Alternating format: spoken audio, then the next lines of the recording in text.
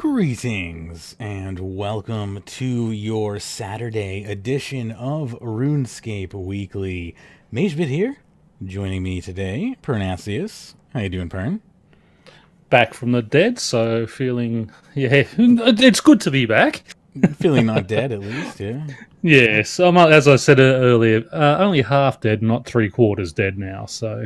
Yeah, better than completely dead. I appreciate you. Exactly. I appreciate you coming out and taking the time to do a show today.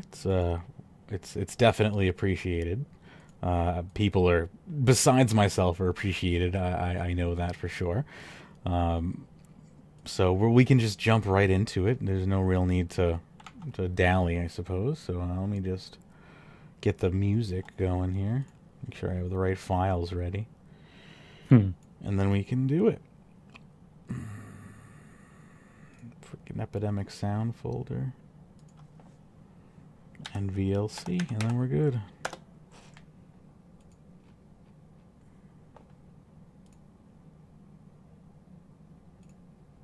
Alright. Cool.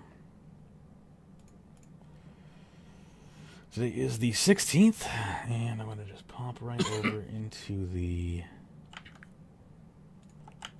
game as well. Bam. Alright, let us begin here after a sip of water. In 3, 2, 1.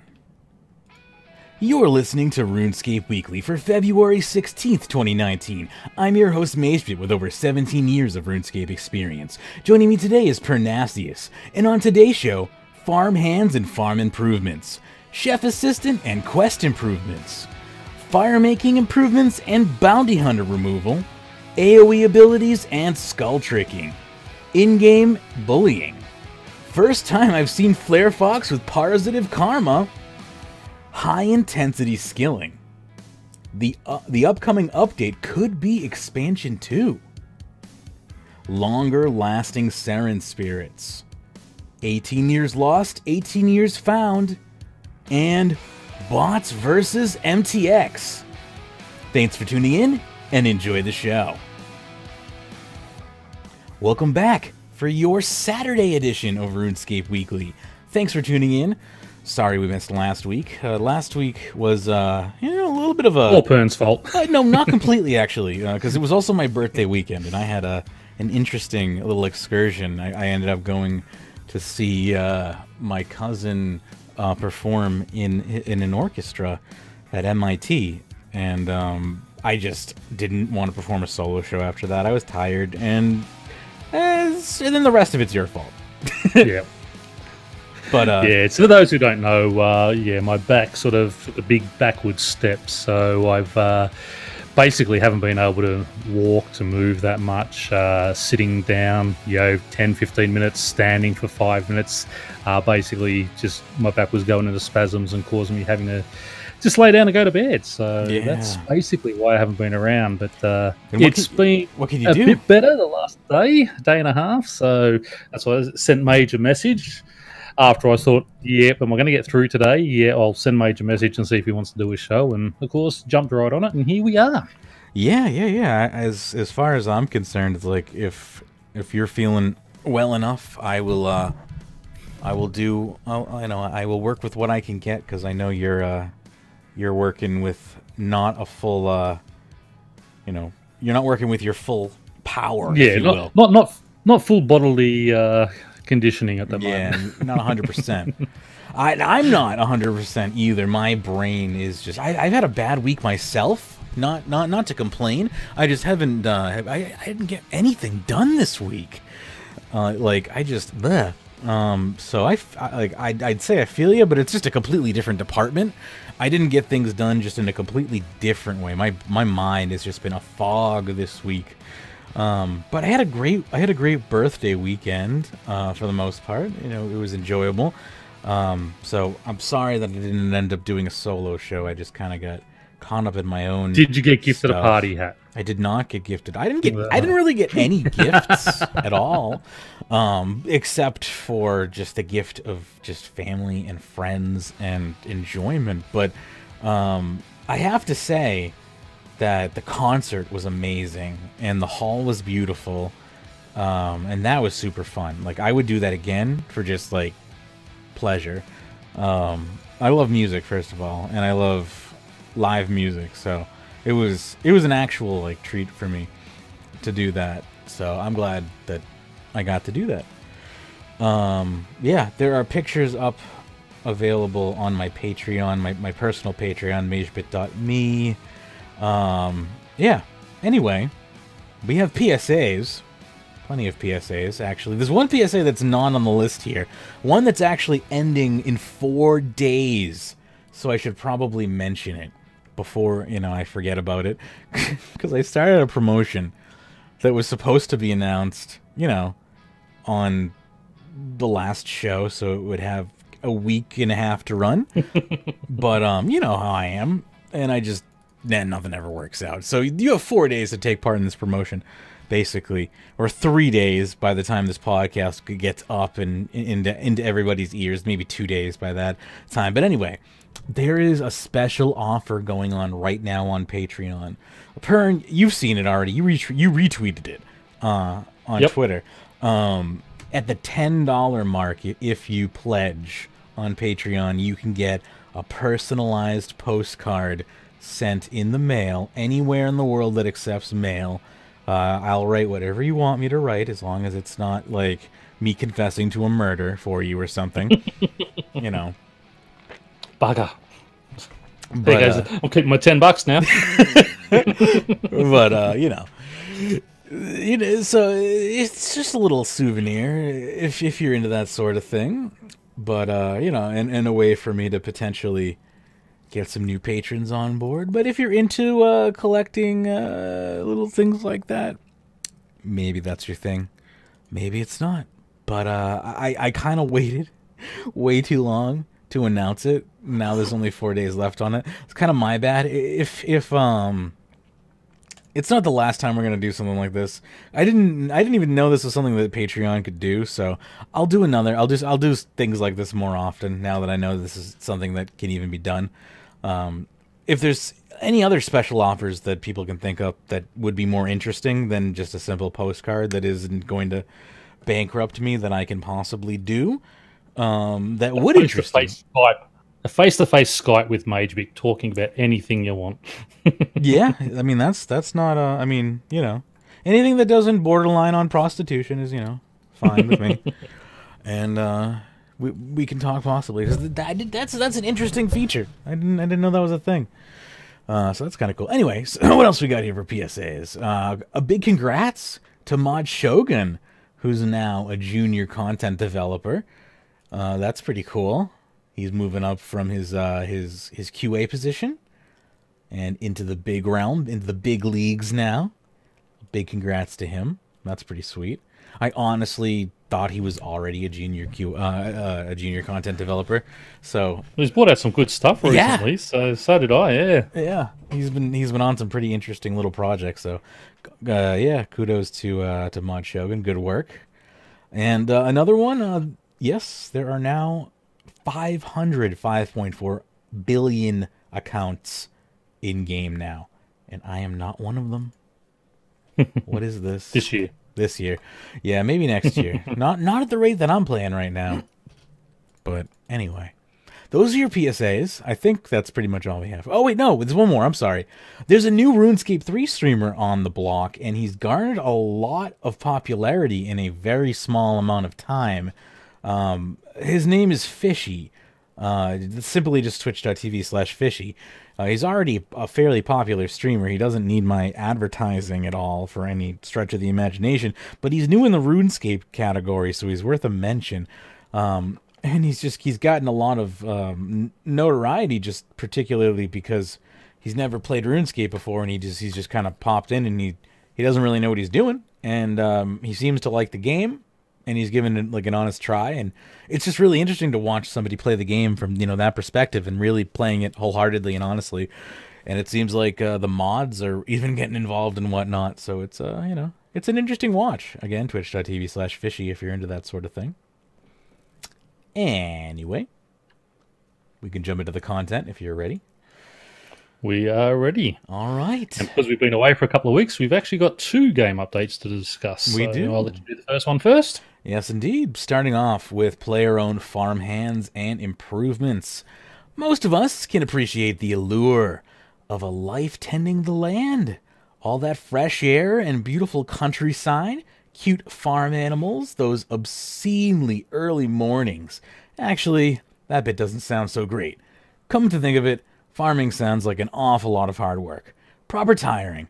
Perhaps it would help if there were others around to lend a hand. And there are. This week, we're pleased to introduce farmhands into the player-owned farms. So, farmhands.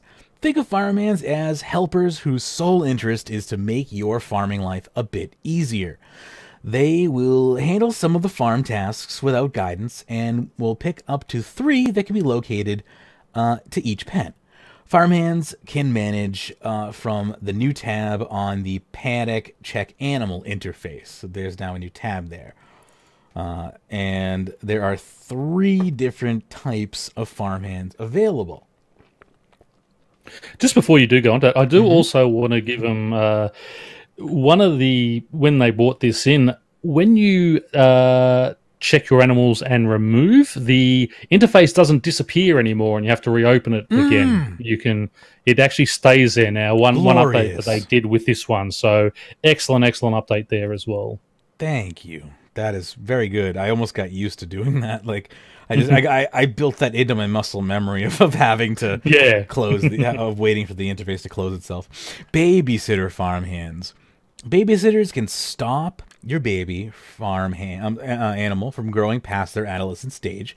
If there's a farm hand and you haven't paid, the fee will be taken from your money pouch and the slot will be marked as paid. From that point on, an animal will not progress beyond the adolescence unless it or the pen's last remaining babysitter has been removed. If you're trying to swap babysitters, place the new one in the pen before removing the old one. This way, the fees for the existing animals will not be cleared. There are specific babysitters for small, medium, large, and generic pens. The fee is 2 beans per use for the small pens, 5 for the medium, and 10 for the large or generic pen. A maximum of 2 of each type can be hired. Finally, collector farmhand. Once a pen is full, collectors will gather any further animals that are born. Collectors can hold up to 30 animals from up to 3 species, a total of 90 unchecked animals. After a collector is hired, be sure to talk to her to ensure she begins her work. A fee will be taken every time an animal is collected. To claim the animals for yourself or to check her stock, simply talk to her. Collectors currently only can be allocated to breeding pens. And the trapper. Trappers will, for a fee, collect a random unchecked animal from the wild and deposit them in one of your pens. They will potentially collect any non-shiny animal in the game, with the exception of Araxite spiders. Others, such as royal dragons, have an incredibly low chance of being collected. You can find trappers standing by the house. He's not cheap, though, charging 100 beans per hunt. Next up is the Storm Barn. Players are now also able to buy deeds to build a new barn under the farm, which can be used to store checked animals. The barn comes with 15 slots, although this can be extended to 30. This was a point of contention initially, they didn't want to give players another 30 inventory slots initially. It seems like they caved on that. It's the 20k bean. It's 5k beans for the first 15, and then an extra 20k beans if you want the next 15. And I think it's a steep price, but I think it's fair to get those extra 30 spots, extra 15 spots. Yeah, no, it seems like a decent charge price as far as I'm concerned. It just I wonder what made them cave on giving up the server costs. or if the server cost argument is merely a MacGuffin that they use to try and avoid having to, program these things in the first place. Anyway, baby shakes. Overflowing with unwanted animals? Baby shakes will now take any unwanted animals from your player-owned farm off your hands. Players will receive 10% of an animal's base adolescence bean value regardless of its growth stage, breed, or traits. There is no limit on the number of sales. Terrible name, luckily. Because it is a troll, it'll take on the name of the last animal you feed it. But you shouldn't be shaking babies. Oh, yeah. So it took on the name of a shook baby? Baby shakes? Oh, I don't know. It's just, baby shakes is just not something that is too good out there. Yeah, but, that name is very unsettling. It is, but as soon as you feed it an animal that takes on that name, and it's funny, we're not allowed to sit there and slaughter our own animals because all the people out there, oh no, we can't be killing the animals we're raising, but we can feed it to a troll. Oh, right, of course. Yeah. That makes makes it okay. Yeah. One thing I do want to also let people know, on the babysitter farm hands, they will only look after one at a time. So if there's, if you have two, if you're going to be away for a few days and they sort of, the good chance of breeding two babies in there, make sure you put two of the babysitters on there, because it's not one per pen, it's one per animal. Gotcha. One per animal. Patch notes, here's what they've selected. Alongside the patch notes, there are some great quality of life changes to player-owned farms. Granny Potterington now sells the ability to unlock farm animal indicators to help determine whether something is diseased or has produce to gather. Oh, nice. That's not even like a default thing. You have to unlock that. That's nice. Good. Yes. Yep. I like that. The title Old Mick is now awarded for completing the player-owned farm breeding log. Good. Oh, that's also an unlock. You don't just buy it with beans. That's no, awesome. and that's what I was saying. I got that unlocked like 3 days after this come out, when I finally got my Sacred Jack. So you need to. It's finally you get a reward for. Yeah, it's only a cosmetic thing. It's a name I'll never ever put on, but it's something for unlocking every animal in that breeding log. Yeah. I'm glad that they finally at least put something on. No rune score, but hey, we get a title. They could give it 5 rune score. Come on. A Don't Ask Me Again option has also been added to the warning for removing unharvested animals from player-owned farms. And, of course, we can read more about the patch notes that Pyrnassius has hand-selected for us. I've just picked out a couple of others, and one that actually wasn't in the patch notes, but does come to us by one of our listeners, Bladecom. Honeycomb from the player-owned farm is now stackable when you collect it, so you don't have to sort of run backwards and forwards to the bank with that honeycomb. Smelting gauntlets now count as blacksmith gloves when wearing the full blacksmith's outfit, so you get that extra 2% XP there. In the Glacor Caverns, the outer Bainite rocks have been depleted to make it a more attractive proposition compared to the primary Bainite site. So you're not running all over the place for the when the rock opportunities happen. It's all in that middle part. So it is, if you are sort of doing the rock opportunities, a lot easier to grab there. The same thing in the empty throne room. They've taken out a few of the dark Anamica rocks surrounding there, and they've clustered it together for those rock opportunities. Attack requirements are no longer enforced when adding an item to the tool belt. That's in order to allow hatchets to be added to the tool belt without having the necessary attack level to wield them. And dragon gauntlets will note as expected with note paper. So for those who do a lot of your spiritual mages, we hadn't been able to note the dragon gauntlets. You can now. Yeah, good. Yeah. And finally, one other big one. It is now possible to use a herb protector on a herb patch when you have the green fingers aura active. So previously, if you do a farm run and you take those herb protectors, if you have your green fingers aura active, you have not been able to use those. Now you can. So I'll start making some herb protectors again. Interesting. I didn't even know that herb protectors were a thing. They're an invention thing. So I made a few of them and then realised, hey, I can't unless I turn off my Green Fingers aura and run back. So you can now put them on. So now herb protectors work with Green Fingers aura. This is awesome. All right. This is news to Magebit. I'm putting this stuff in my own thing, so I am. Anyway, awesome. I had a question that I've already forgotten because this news about the herb protector pushed it out of my brain. But you had so many good stuff in that patch note. There were a lot of good ones. Yeah, that little blob. I'm gonna have to go listen to my own show now. Thanks, Pyrnassius. Damn it. All right. Moving along then, shall we, to the chef's assistant and quest improvements? Yeah, did you want to mention the Twitch Prime? Oh, yeah, we can mention the Twitch Prime. And while we mention the Twitch Prime, I will also participate in the Twitch Prime. But first, yes, do you have a document in front of you to mention the Twitch Prime, or do I have a document? Yeah, just basically starting on Tuesday, the February the 5th, Twitch Prime users who link their RuneScape account will get 14 days of free membership to both RuneScape and Old School. They're giving you both.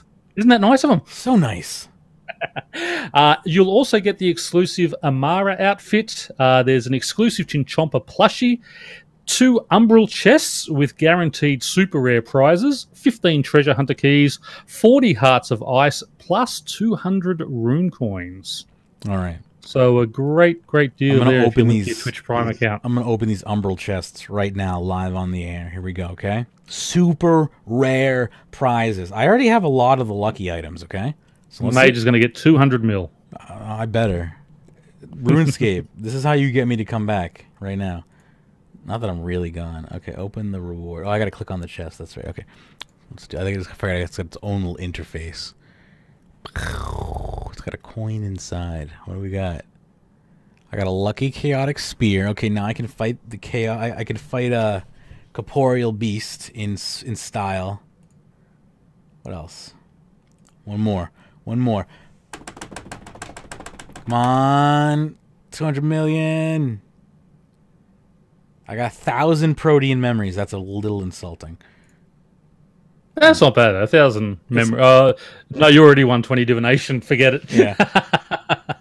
I forgot that. I can convert them into something else, but yeah, that's a 3 to 2. Yeah. I'm not happy about that. I'm not going to convert them right now, because I don't know what I'll figure out what I want on bonus XP weekend. But Twitch Prime, enjoy it. Only $11.99 a month or $99 a year. Amazon needs your money. No, they don't. All right, chef's assistant. Did we see? Was the other award someone else got on there? Are we talking about it later on in the thing? What did they get? I don't know. I honestly don't know. Your Flare Fox one? Oh, did they get something special? Didn't you were talking with Bladecom? He was giving you a link about something. Oh, that was for the Treasure Hunter promotion with all the GP. Oh, sorry, I thought it was on that one. No, forget it. Yeah, okay. not for Twitch Prime. Yeah, and we have that for later in the show. Yeah. Okay. Anyway, yeah, chef's assistant and quest improvements. This is this was amazing. I loved this quest. So this quest is like a 20-minute quest. Yeah. I streamed this quest. It took me about an hour and a half. Yeah. Because I took my time. I enjoyed it. I didn't use any teleports. I ran around the world. Like, I did it the way I did it old school. You can watch it. Yeah, I wish I did. I use the skill. I wonder if I forgot. Teleport to go backward forward. But yeah, great quest. I took probably about about 20-30 minutes. I don't even know if I actually remembered to export that to YouTube or not. I'll have to check and see if I did that. But yeah, that was a super fun quest. I'm so glad that quest happened. I should probably read about it though, shouldn't I? Yes. All right. Do you remember what you were doing 18 years ago? Oh God, where was I? 18? Probably playing RuneScape actually. We do. We were helping to make a birthday cake for Duke Horatio and Cook's assistant. The first ever RuneScape quest. Now, all these years later, we're ready to return to our roots with a long-awaited sequel. Chef's assistant. Gielinor is a pretty sweet place with loads of cool stuff to do and dragons and magic and nonsense of all sorts of nice stuff. But you all know what it doesn't have: cheesecake.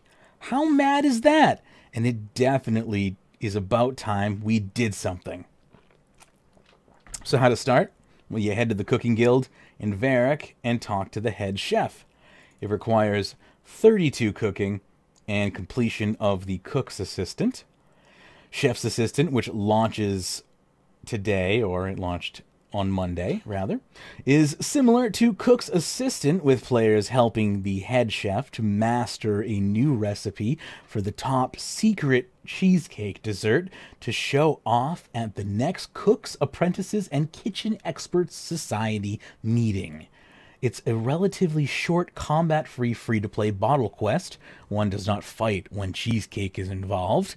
That's available to all players with access to the Cook's Guild, which requires level 32 cooking. Once your cheesecake skills have been mastered, you'll be able to make 6 different varieties, some of which make use of the flavored milks from player-owned farm, which prayer restore and have healing effects, as well as which quest points. There are some very cheesecakey post-quest content and new achievements to grab. One of them is bacon cheesecake. Yes, indeed. Which I was joking about, by the way. I made a joke about bacon cheesecake, and then it literally was a thing. Everything's better with bacon. And my jaw like hit the floor. I was like, this game was made for me. Like, how is this game not made for me? That, or just bacon cheesecake is just apparently way more popular than an idea than I thought. Anyway, to coincide with the quest's release, we've also made dairy churns available to free-to-play players, opening up the chance to make pots of cream cheese, and butter. To get started, players must have firstly completed Cook's Assistant, who hasn't, right? Then simply head over to the Cook's Guild in Varric and speak to the head chef to begin the quest. So when they said that, who hasn't, I wonder if there's anyone who has sort of got an account that's older than a month who hasn't played that quest. It'd be interesting to see if there was someone out there who's been playing for years and just never done that first quest. I wonder, right? Such a good quest. I'm gonna go ahead and pump that video, as I totally forgot to put it onto YouTube. Go ahead. But this is perfect use of what we say bottle quests. Nice, quirky 20-minute quests. Using everything that was in game, other than sort of creating the cheesecakes, but everything else was already in game. The NPCs, the butter churns. Everything was already in game. They didn't have to create anything new other than their cheesecakes for this one, right? And that's exactly. I mean, if they gave me 3 or 4 of these a year with 2 or 3 other bigger quests, I would be more than happy. Same. And this is exactly what we were talking about. This is what we want. This is what we're looking for. Churn out, no pun intended, one of these every 6 weeks, and I will be happy as pie. Happy as cheesecake. I couldn't think of another pun in time, so happy as a clam didn't work, but whatever. I told you my brain is not 100% this week. I don't know what's wrong with me. I think I know what's wrong with me, but it's just there's nothing I can do about it. Anyway. What's our next? Are there patch notes in this one that we want to talk about, or am I just... There are. The quest improvements, which has also come out. Yes. A lot of those are covered in the patch notes, so I'll go over them anyway, because I only give you a couple in here. Okay. So the quest list can now be sorted by the area where you start the quest, so Lumbridge, Draenor, etc. The release date, within a year, they are listed in the order that they were released. They are 5th, 6th, or ambiguous age. Within an age, they are listed in the order that they were released. By combat difficulty, into bands of highest NPC combat level. You can do it by quest series, so you can have the Mareki quest, the Pirate quest, the Vampire quest, etc. They're in approximate chronological order. Timeline for those that want to complete the quest in roughly chronological order, 5th age before 6th age and banded by difficulty. And the quest list now displays names in proper alphabetical order to match their position in the list. So, e.g., Lost Tribe apostrophe the instead of the Lost Tribe. Missing quest list entries for respiratory disasters subquests have also been added. These are hidden in the quest list anyway, but it allows them to be referenced by other systems such as achievements. So they've done a lot of fixes on the quest list there for us, and I had a bit of a play around with it, and it looks. I had to unlock all my quests obviously, but it's really good to look at and see everything that they've done there. Yeah, it's pretty cool. It's a great quality of life update for questers, and especially new questers.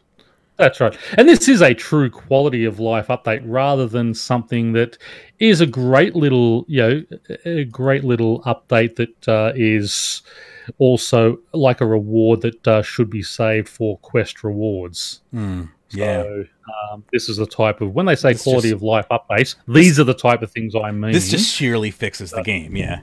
Exactly, yes. Yeah. But anyway, a few other patches that also come out this week. Switching weapons quickly will now auto-switch to the correct action bar. They have increased the damage threshold that spawns manifestations on Solak Phase 4 so that they don't spawn as frequently. The slider puzzles in a clue scroll will now update reliably if you were doing them too fast. They actually got out of sync. Yep. So they have fixed that up. Nice. The hit points of gem rocks have been reduced, and especially Pyrnassius is now it's 3-4 mil an hour. If you have reasonable luck, I'm getting probably 3 onyx every 2 hours. I did have a nice little patch there earlier today where I got 4 within 25 minutes. Just with that double drop. But for people who are after onyx for your recharges and such, you can do it yourself fairly easily now.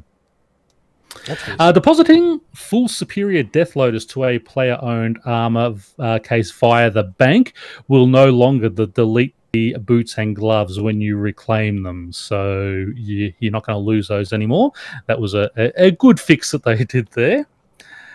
Custom fit Masterwork armor checks for being on Reaper or Slayer task have been tightened and should no longer degrade while on these tasks. So they've managed to get that fix in. And finally, they have fixed an issue with Solak's kill timer not tracking and setting records correctly. So for all you out there who like to have your records there, that has been fixed too. And that's basically the important ones on this week's patch notes. I wonder how they fixed that. I wonder if they put another timer on top of the timer. They probably jerry-rigged it as hell. Spaghetti code. Yeah, they probably dumped linguine on top of the spaghettis. Just a bit more bolognese sauce. You just smooth it out. 18th birthday competition winners as well. Unless you... No, I didn't win this, so I don't care. All right, moving along. No, unless you've been too busy mining and smithing your way to mastery, January has been, without a doubt, one of your craziest month-long birthday celebrations ever. And it's all thanks to the amazing memories, screenshots, and art you shared with us as entries to the many competitions we've been running during the month. It's always such a pleasure to discover your stories and the content you create from your adventures in Gielinor. We'll sure keep them as cherished memories, even inspirations to us. Even inspirations to help us build your future experiences in RuneScape. In the meantime, let's announce the winners of our January competition. So first up, the limited edition anniversary Max Cape keyring and goodies went to the Freeman 247. The fine print art illustrated map of Gielinor went to Stronkness. Stronkness, send it my way if you're listening. The RuneScape original soundtrack classics and orchestral version went to Gadget File. The signed goodies went to Unscripted. The trip for 2 to Jagex, which is like the big grand trip, I would assume, went to Geozax. and the 3D printed figurine of Hans went to Milk. And they show the artwork that he did, which is beautiful. Just beautiful pixel art. My computer made a beeping noise that I am not familiar with. Yeah, it looks like old school. I wouldn't have given it to him. Pixel art is gorgeous. That's my favorite type of art. I was being a dick. I know, that's fair. Like, that is my favorite. You know, I'm saving this. This is gorgeous. You know, out of all those prizes, I mean, the trip to Jagex would be really nice, but I really wanted that map. Yeah, you wanted the map of Gielinor? Oh yeah. Yeah. I mean, you just put this like $100. Just save up. Yeah, it's Australian dollars. It's like 200 Australian. All right, so you'll have them by next year. Just start putting your pennies aside. You can live stream, Pern. Just all you have to do is all the money you get from live streaming, you just spend it on the map. Yeah, so I do want to start getting back into that, but I've just got to wait until this back settles down. Well, here's the thing. Live stream from your phone and live stream you laying down miserable. Laying down in bed. And people will just send you money because they'll feel bad for you. Actually, what I could do is I've got an adjustable table here. I could put that over my bed, just sit back there, laying back in bed, playing with the. Yeah. I'll just see the top of my head. But RuneScape Mobile. All right. What's next here? I'm derailing the show again. We've got the fire making, the TLDW. Yes, the PSA, the TLDW. That's the one. Yes, thank you. The fire making improvements in bounty hunter removal.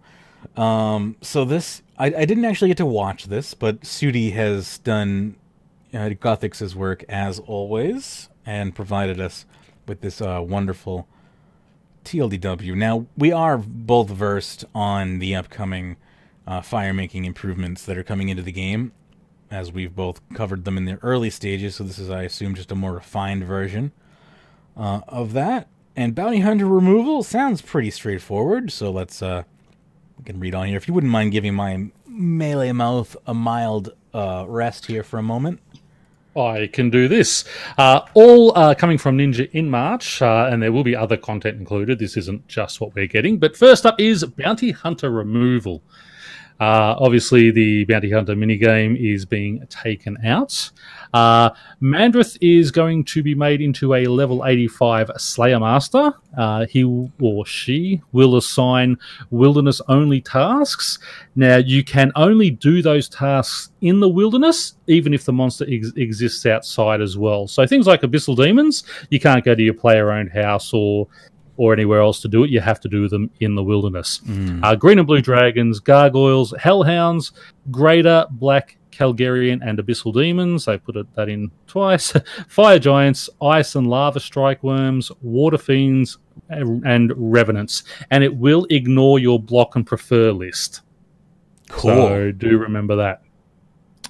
Has a special Slayer assignment like all masters. Kill 15 of a number. Didn't you always want a Slayer master that ignored your prefer and block list? Can't you? Oh, that's okay.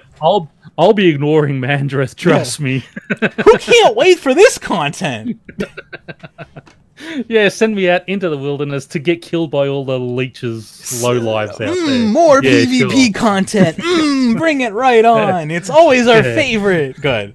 Sorry. I pretty much say it's dead on arrival, except for about 6 people.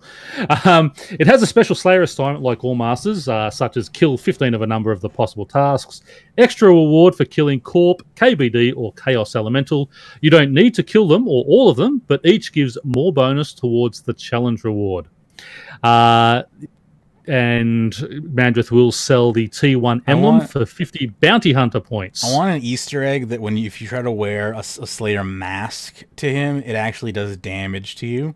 Instead, so you try to force the kills task. You 1 it does, like all your life points go down to like 1 HP, and Mandrith is just like, what the fuck, get out of here, you piece of shit. and it gives you like it gives you Chaos Elemental, like 600 Chaos Elementals. Apparently, emblems need potential tiers. The T5 that they show requires 900, and as there's a potential to upgrade to a T6. So that is still sort of looking at Coming in, receive 100 potential per task if you have the Bounty Hunter emblem on you, so you will need to be wearing that Bounty Hunter emblem. So between T5 and T6 will be 9 tasks. If you don't own an emblem or don't have 50 points for the T1, the first Slayer task you complete will give you a T1 instead of the 100 potential. Always better to buy the T1 for 50 and get the 100 potential for the task instead of wasting the 100 potential to get a free T1. Slayer points are awarded as usual with or without the emblem. Points awarded are going to be the same as Morvran's. If you don't have the emblem on you for even 1 kill on that task, you will receive no potential, even if you have it on you when you finish the task. So no doing what I would sort of do is run out there, kill it till the last one, go and get your thing and do the last kill. Yeah. If you get PK'd with an emblem on you, your emblem will go down a tier. So your T6 will become a T5, T5, Yay, T4, backwards etc. progress. Yeah, great. Yeah. The PKer, if they have an emblem as well, will be granted half the points the dying player's tier was worth. E.g., someone PKing someone who has a T6 Rewarding emblem grief. Good. You will get 450 potential. So Backwards yeah, progress, rewarding grief. Okay, I'm seeing great patterns here. Yep. Okay. Yeah, as I said, dead on arrival. Yep. Erskine will still give you contracts for your Slayer tasks. Demonic Skull still works. Both of them are a 20% boost to your Slayer XP. Emblems are still converted for the same amount of Bounty Hunter or Deathmatch points. Iron Man can take part in the Slayer and earn points. Not a promise, that is as far as we know. This is brutal. Because I know a lot of will be wanting to go out there. Especially the hardcore ones. Yeah, exactly, yeah. Completionists, got to get it all done. I mean... This is definitely a hardcore minigame. I mean... I'll give it that. Like, if the goal was to set out to develop something like brutal, they've done that. Like the goal, they've accomplished that. Just to say something positive, because I've been very negative. But it's not rewarding enough to. I mean, 20% extra XP. No, whoop-de-doo. It's losing all that potential. Because someone kills you. I mean, it's not rewarding. No, because enough. I know I'm going to be harassed out there for all of my potential, for all of my. People are going to be killing me for my sigil.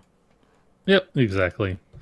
Unless you have David out there as a guard, you pay him a million a task to just sit there and guard you, and there goes all the money from the. But you get your points. You get your potential points. It's true. Slayer. He waits till you get the highest tier level, and then he'll turn around and kill you too. Right? Well, you only go down 1 tier at least. Yeah, that's true. Reward distribution. The shop remains largely intact. We have removed some things because they are earned elsewhere. The Deathmatch shop. Deathmatch is not removed, but the rewards can be claimed through Slayer. The Bounty Hunter shop is obviously staying as well with your bounty emblems, adrenaline flasks, wilderness hilt, all that type of stuff. Annihilation, decimation, obliteration weapons, they'll all still be there. Ogre flasks can also be made from robust glass. Takes more glass to make than a regular potion flask. They are now 6 dose flasks instead of 1, except Sulphur Spring, which remains 1 dose because a 6 dose version would be too OP. Yep, I agree. Rune pouches, they've been removed from the shop. Abyss Rune Crafting now has a chance to grant a magical thread. Demonic Skull increases this chance. Rune pouches are now made out of a number of magical thread. Amulet of the Forsaken has been removed from the shop and put on the regular Barrows drop table. So that's good. They've actually added something to the Barrows drop table for that. Regular Barrows? Regular Barrows, yeah. Regular Barrows. Regular old wooden Barrows. Good. That's it. The drop log title will be removed if own. A drop is rolled when armor piece roll fails. The more brothers you kill, the better chance of the amulet. As for the Revenant pet, they have removed from the shop. Pet can be switched between the ones that you have unlocked. Those who have the pet already will keep it. It is now a Revenant Spirit rare drop from Revenants. Higher leveled Revenants will have a better chance. So you can still get those pets. They're not sort of making them or retiring them. So that's good. Every time you receive the spirits as a drop, the drop gets rarer. Pets are locked in order: Imp, Goblin, up through Knight and Dragon. There's a Hellhound pet, a lesser demon pet, a dragon pet. There's pictures of those on there if you want to have a look at them. Ancient Warriors equipment patch will stay in the shop. It can also be received from Revenants, but only if you are on a task. It will not drop from the Chaos Elemental, and hence no drop log requirement. The Bounty Hunter teleport has been removed and refunded. Any players who had bought it will be refunded. Shared rare loot system. Slaying wildy mobs, pickpocketing rogues, and muddy chests have a rare chance to roll on this table. Higher level activities have a better chance to roll this table. I think luck tier affects rolling this table. So if you wear a lucky ring, lucky old ring, they think it will affect it. So it has items like the Wilderness Hilt, the Adrenaline Crystals, Preserved Meat, Fremenic Equipment Patch, which is tradable, Revenant Drop Enhancers, Bloodweed Seeds, and Brawling Gloves. So that's all to do with the Bounty Hunter removal and what they're doing with all that. So there's some interesting things in there. As I said, it's nothing that I'm going to be shouting home about. I will not be going in there to do any of it. Nay. I just don't like PKing. I think there's better ways to make a dangerous area out there than having sort of groups of people coming around and just piss me off. So, but anyway, let's keep going. We have the Sorry. Yep. No. I was just agreeing with you. Yep. Incense burners. One burner is made with a clean herb, 2 logs, and 2 ashes. 2 logs are made into incense sticks. 2 ashes are used with the incense sticks to make the ash name and wood name incense sticks. So, accursed maple incense sticks. 1 herb is added to the complete incense burner. All steps are tradable. Corrupted magic logs work in place of magic logs. Again, something I don't like. The corrupted magic logs killed magic logs even more. I know. They were a bad introduction, those ones, when they made them tradable. What's the point of making them tradable? It's like... I know. Yeah, I thought that... Well, the whole idea when they were first coming in was that they weren't going to be tradable. Yeah, that's fine. Because all the PKs, all the PVMs said, no, I want to trade it. I want to sell it. Yeah, again, they win out, and then you might as well just have them drop regular freaking logs then. Exactly. That's exactly right. Once you light an incense burner, it is consumed and you earn a 30-minute buff. Every 10 minutes, the effect increases in potency as the incense burner starts to burn, and after 40 minutes, you have achieved maximum potency for the effect, potency level 4. You can burn 2 incense burners to have a maximum duration of 60 minutes. If the effect ever runs out, you will need to wait 40 minutes to go back to full potency since it resets. So you need to keep your eye on that if you're going to be doing it. Yeah. Alternatively, you can overload the incense burner and light 4 of the same type at once, and it begins to burn with maximum potency without the 40-minute waiting period and will last for 30 minutes. So that's a good one as well, you know. Just go 30 minutes, bang, and you don't have to sort of... You get less burn time out of it, though, from what I'm seeing. Less burn time, but... Yeah, it's cost versus, you know... I get you. Yeah, so I do like that, the way they do that. So more going out of the game, but it gives you sort of that more of a AFK type thing. You have to keep watching it all the time. Incense burners are tradable, but they will require a fire-making level to use. The fire-making level is the same as the herb lore level required to clean that herb. For example, cleaning dwarfweed requires 70 herb lore, so the dwarfweed incense burner will also require 70 firemaking to make or use. Herb lore habitat herbs removed from the original design. Some concerns over untradable herbs making tradable items. While we have done that in the past with Juju potions, the developers in charge didn't feel it was a good mix. We also couldn't get enough effects for the herb lore habitat herbs. I think we'll end up looking at them in the future. You're welcome to suggest effects to us. That's sad. Okay, XP. But, no, I like that because there's enough other herbs in there to be doing things with rather than, bringing in those ones that still do have a pretty good use other than the mining one. Okay. if you say so. That's not well. I mean, that's just my thoughts. I mean, the farming potions. The only reason I'm going to bow out of that is because I have literally never done Herblore Habitat in my RuneScape career ever. So I cannot come from a place of authority on that. Even though I'm 120 farming, so it's not fair for me to. I just feel like Herblore I want Herblore. So you never went down there with you to make your own farming potions before they were tradable? No, never did. Wow. I completely ignored it before they were tradable. Interesting. It's okay XP. Bonfire / line making, fire making will still be better because we don't want people mass producing these. We want them to be profitable to make, sinking items out of the game at the same time. Yeah, good luck with profitability. We see. Hang on, what PVM items are in there to make these? Multiple types of incense burners can be used at the same time. We haven't decided on the cap on types. You will not be able to have every single one active at the same time. The higher your fire making level, the more types at once you can have active. At 99, you can probably have 2 or 3 active at once. Probably 3, 2 at a lower level, and 1 at a lower level than that. Effects and chances have not been fully balanced. Now, we have spoken about these before, but I think they've sort of finalised them. Shall we go through the whole list? If they are the final, sure. Yes, this is the final effect now. If you want help reading it, I can help you. I'll do this bit, and then you can do the from under there where we go the spirit quality of life. Okay. So Marantil, which will use normal and impious ashes, will give you a 12.5% reduction to poison damage per level. So that's up to 50% at potency 4. Guam, which also uses normal and impious, is a chance per potency for an additional log when cutting normal trees. Stacks with other double log chances. Taraman, again normal and impious. Chance per potency to automatically bank ashes when burning logs. Haralander will use oak logs with impious ashes.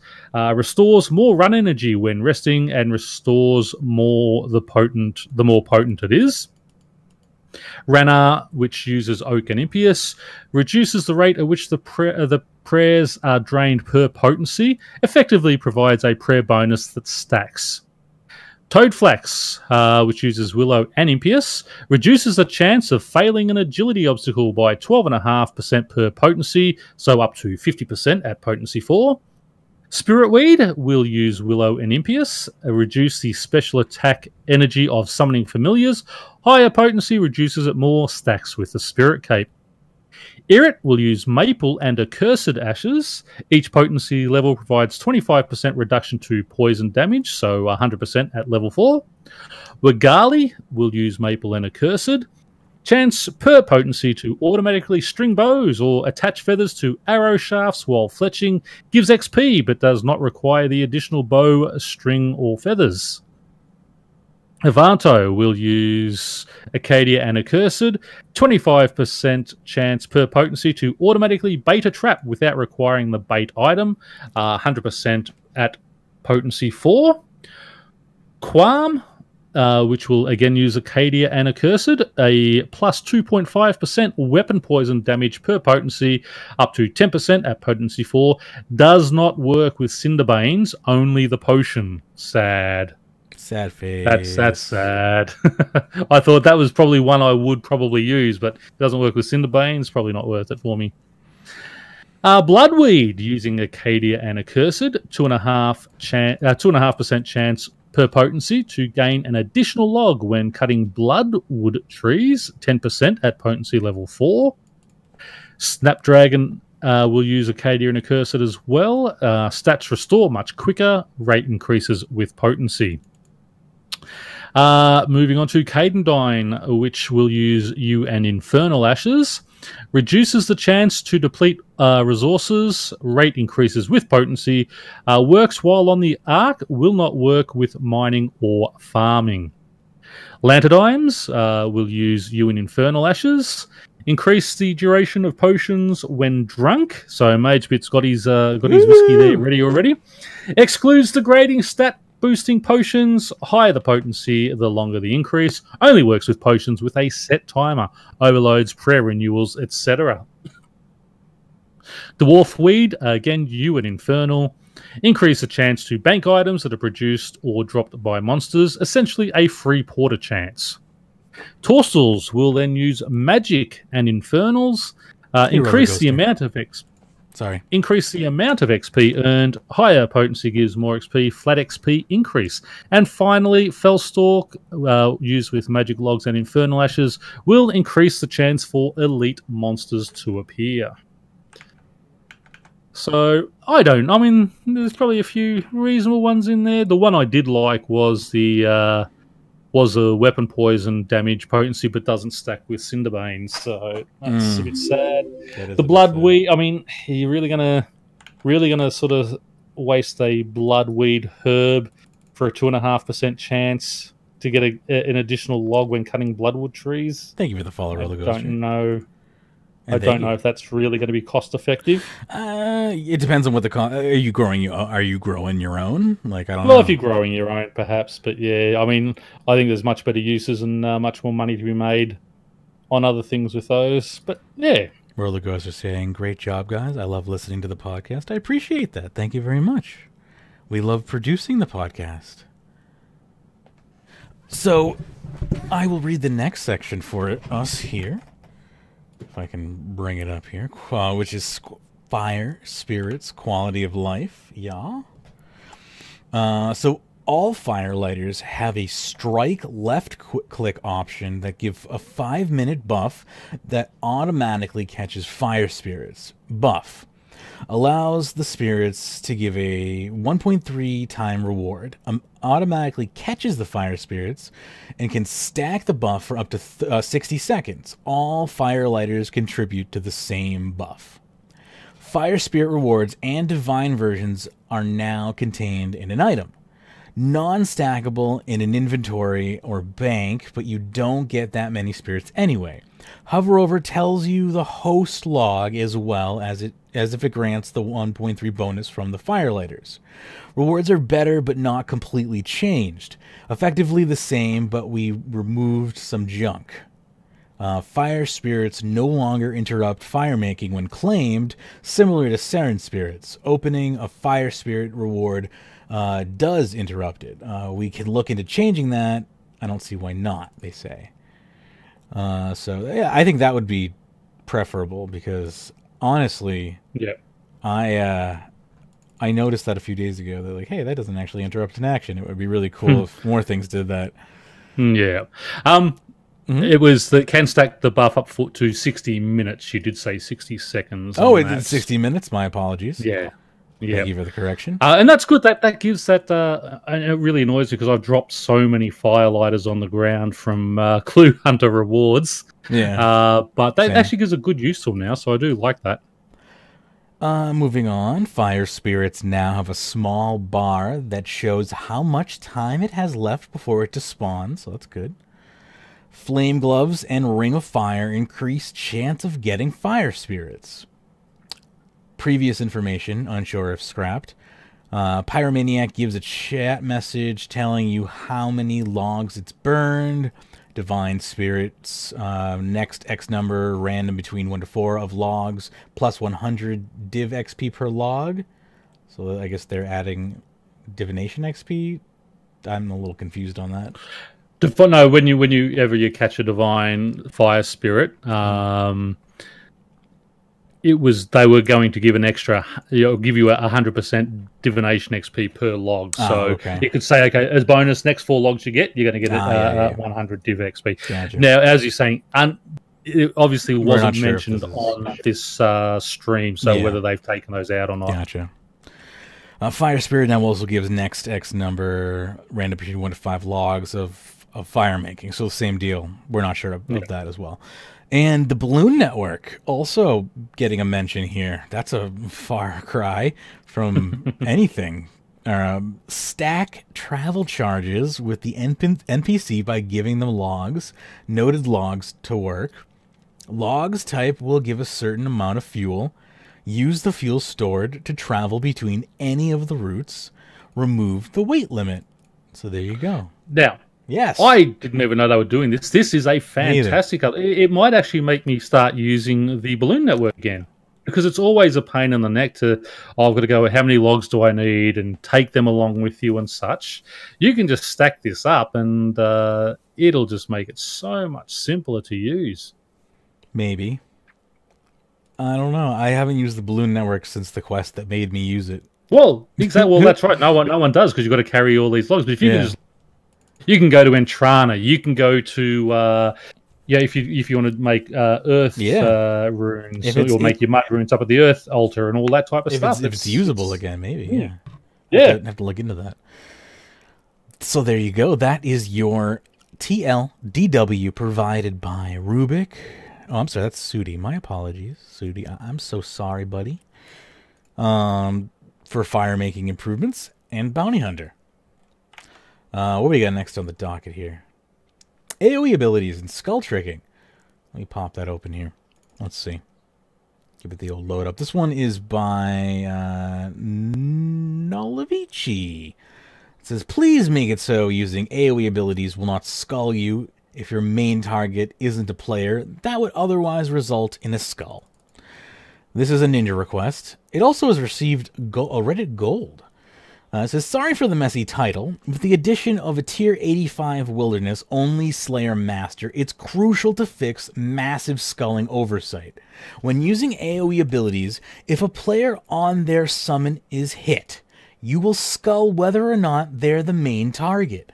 This unfortunately results in a ton of skull tricks. Whether the person has to do is stand close to a ton of enemies that another player is attacking, and that player will be skulled for using the AoE. Whether or not this is intentional, it needs to be fixed. I'm more than aware of how negative a majority of this sub is towards Wilderness and PvP in general. However, I see this as a fair request, as I struggle to figure out a way PKers could abuse this as a way to kill people and not skull by just hitting them as a secondary target with AoEs. At the end of the day, if you were not intending to do damage to a player, you shouldn't get a skull. Abilities such as Hurricane, Detonate, etc. shouldn't be off limits while killing creatures in the wilderness due to how easy it is to be skulled accidentally by using them. Edit. Jagex, unless you want your new Wilderness Master to be dead on arrival, make Wilderness Slayer more tolerable. This is the biggest skull trick preventing people from properly slaying in the wilderness.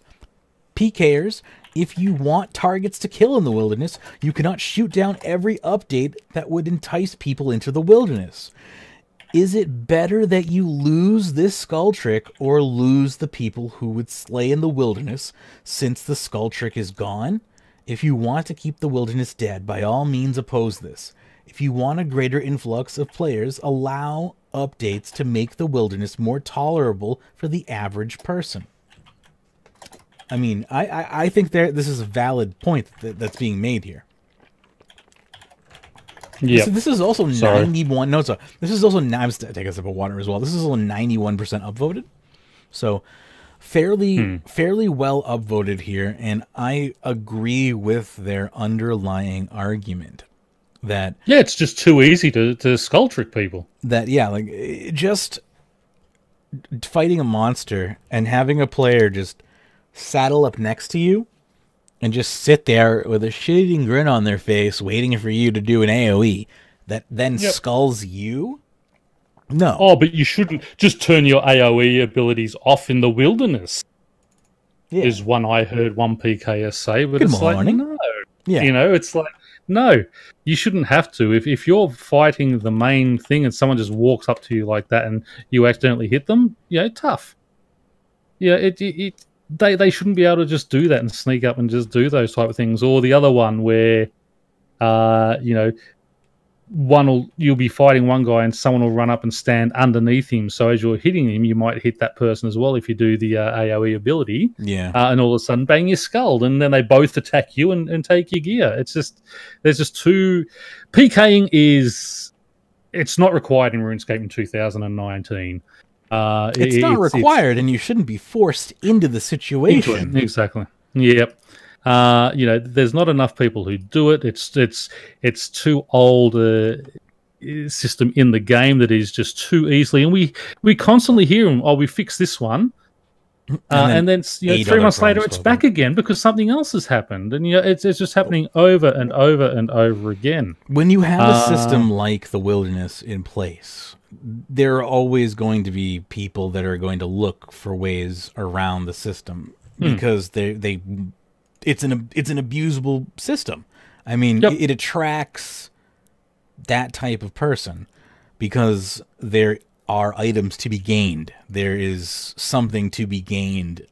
So, if there is something to exploit, it's going to attract exploitative people. It's just as simple as that. And, the Wilderness is that type of environment, and unfortunately, we are going to have to operate in that type of environment. So if we want to have the Wilderness in its current state, I agree with this post. We have to modify it and kind of work with it on its own level. So go ahead. Did you want to interject there? Yeah, I love the idea of this, what he's saying, but the other problem is they're just going to find something else to do. You're not wrong. To get you done. There is no way the PKers will always find a way to grief someone out there. When AoE skull tricking is fixed, presumably saying that this project is picked up and fixed, they will find something else. You're right. They will find some bizarre problem with skill champas or chin champas or something, or they'll go and find a problem with familiars, or there's always a problem with familiars, right? They'll always find some other way to skull trick. But this type of thing, what we have right here, is not necessarily even a skull trick. This is just it's not a trick per se. It's just like a skull method. Anyone can do it, is what I'm trying to say. A lay person can do it. That's the issue here. This requires no technical knowledge. It doesn't require that you be a person of reputable, malice. You don't need to know any sort of black hat techniques, be a part of that community. You literally just have to sit out in the Wilderness and you can skull trick somebody with this method. That's the problem. The entry level is literally 0.0. So that is why it's going to become such a problem on day one. It's literally anyone can do it. Most skull tricks, not literally anyone can do it. It's a pretty technical thing that requires, some pretty confusing steps to do, or you need to do something kind of, and the secrets are pretty well kept. This is literally just part of the game. It's just it. So that's my only argument for this. Yeah, this specifically. The thing, it's like they have only just fixed if you used examine on another player. That sculled you. There was just so many of those other. Just examine me to make sure what I've got, and you can have a look in my inventory. So you'd examine that player and bang, you a skull. And then his mate and him jumped on you and killed you. They tele block you and everything, and tear you apart and such. Hey, Pure Sushi. Hey, RuneScaping goes well for me. Magebit's taking a bit of a break. I'm doing all. Hey, I'm playing right now. Yeah, I've been really warming up for PlanetSide Arena though. I've been playing a lot of PlanetSide. But yeah, they just really need to. As I said, we're into the 6th age. It's high time that the Wilderness has been reclaimed in part. Have it a high risk area with NPC monsters running around that can really hit you hard. And if you don't do the right thing and get away, you're going to die and drop your stuff. But I don't think we should have it where players can be sitting there and doing it to you anymore. I think we're well and truly beyond that time now in this game. I think it's a little ridiculous that in 2019 we're releasing a Slayer Wilderness Master, but whatever. The fact that we're still trying to fix PVM in 2019 is a little... PvP, sorry, in 2019 is a little... whatever. But it is what it is, and we're doing it. So I'm just trying to provide whatever feedback I can. And I think that this is definitely something that needs to be taken care of, because yes, day one, if anyone can take advantage of this, this is going to be a huge turnoff for the average player. Exactly. And what I laugh about is we had we had them talking about the mining and smithing update, and they said, "Oh, would you do the same again for smithing, for fletching and wood cutting and that type of thing?" And they and oh well. It was a big time commitment and such, and time cost versus player usage and all that type of stuff. Well, 3 weeks later, they still had more than 45% of players engaging in the mining and smithing updates. What is the cost value against doing these, trying to drag people back into a wilderness for PvPing where people just don't do it anymore? And you've got the small handful who go out there to grief people. There may be 100 people who go out there and use the wilderness to hunt down people, consistently as part of their main gameplay. But the other 200 million accounts just don't want to be involved anymore.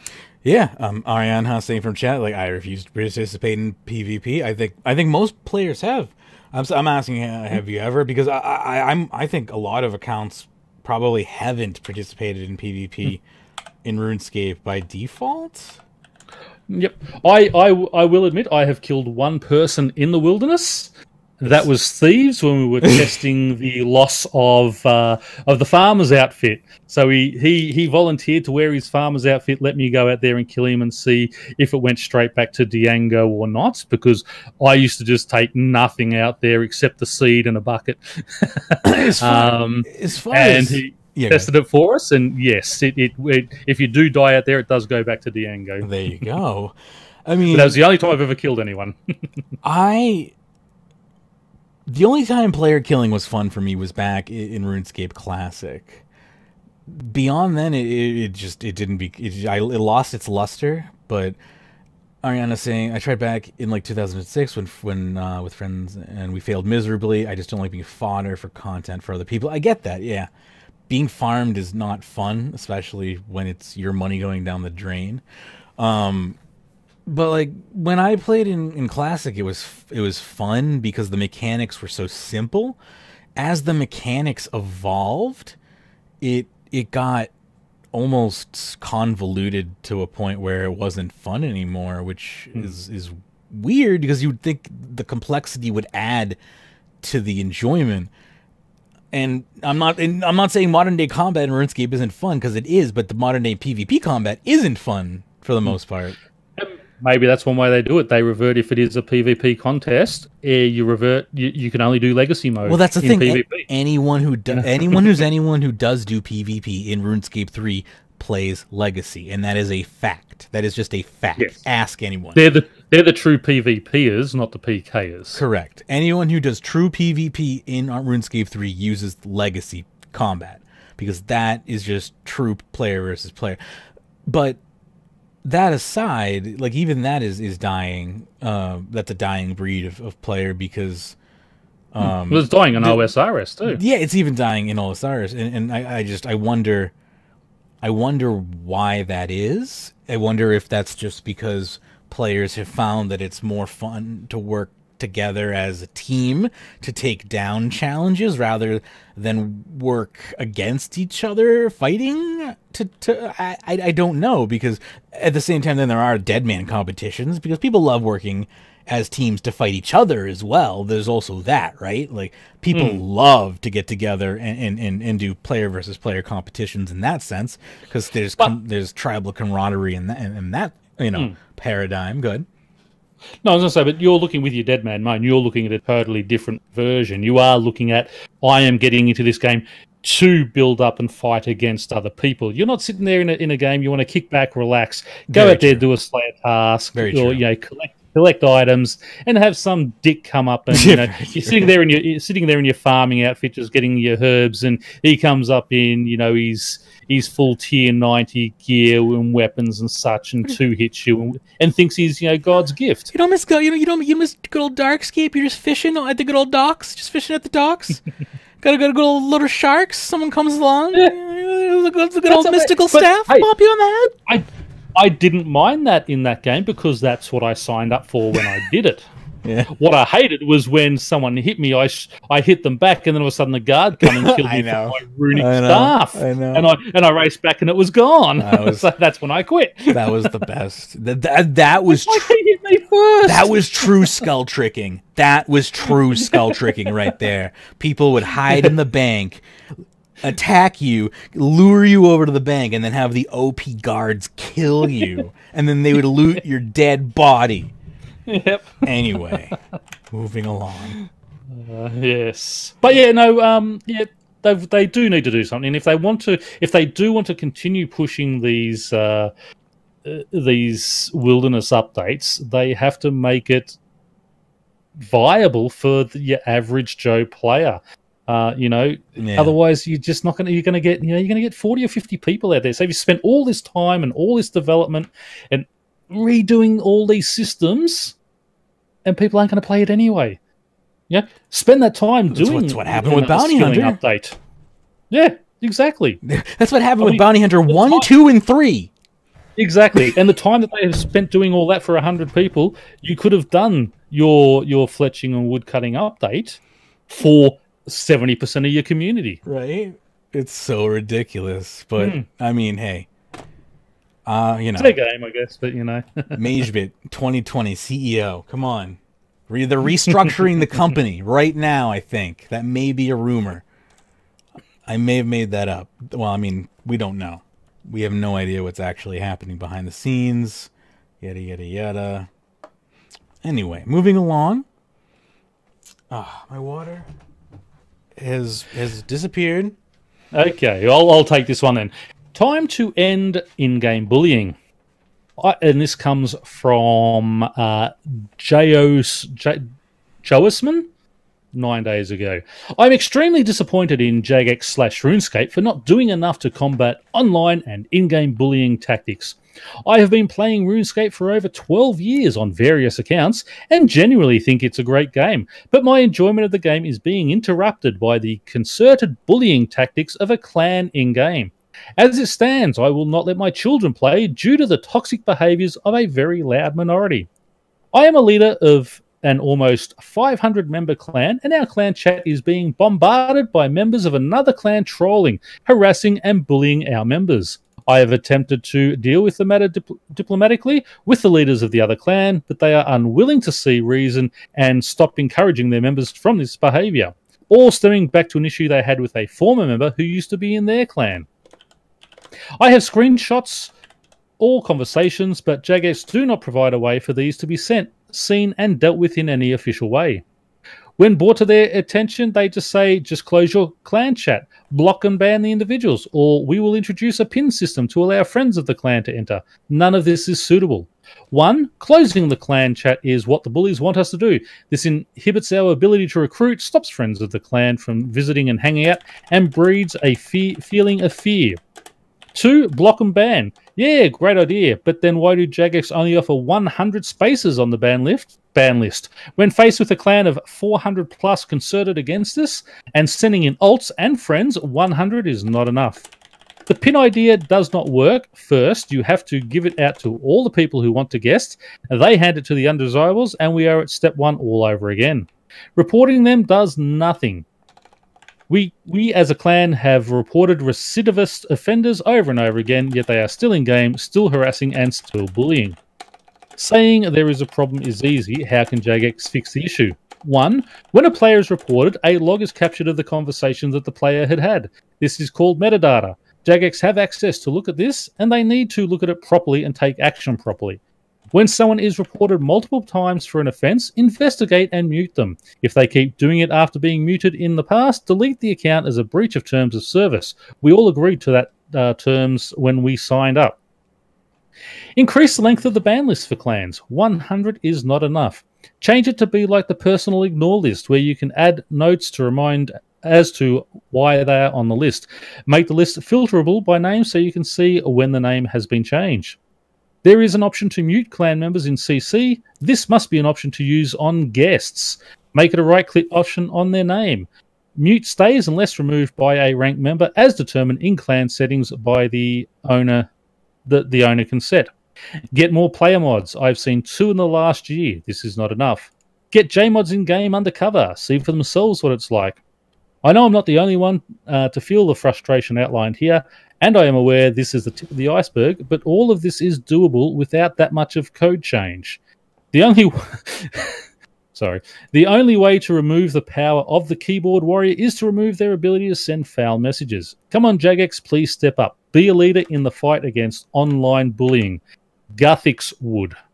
And we did see the first comment. Come on, Jagex, please step up, be a leader and fight against online bullying. Guthix would. Laughing my ass off, Guthix literally let himself be murdered so he wouldn't have to deal with our crap. Oh, goodness. So, I mean, this is... The one thing I did like there was that their option number 3 in the fix, that mute button would be great to be able to do on guests as well. If they come in, just put a mute on them, and that mute stays on unless myself or one of the deputy owners removes it. Would be cool. That would be the easiest way to do, I think. Where he says it's all doable without that much of a code change, well, we know it's not that easy because it took them so long to just get what we had done because of how difficult it was to change the I'm code. pretty sure 6 engineers died making the last clan update. Well, those little things Mod Shawnee did. I mean, how long did they take to get in? Basically, like months. Like 8 months, just to add a message of the day system and some just basically like that little 6% icon you see on my screen there, that took like 8 months just to change avatars to that. Like, oh my! But if they could do a mute option, I reckon. I mean, I'm sorry if it's really that bad. I mean, I don't know what's being said. We haven't seen any screenshots. Is it just carrying on? If it's really offensive, they will check the logs and ban them. But that's the thing. Yeah, there's. That's the thing is we know Jagex is very serious. Takes foul language and bullying, not necessarily foul language, but it's very serious language.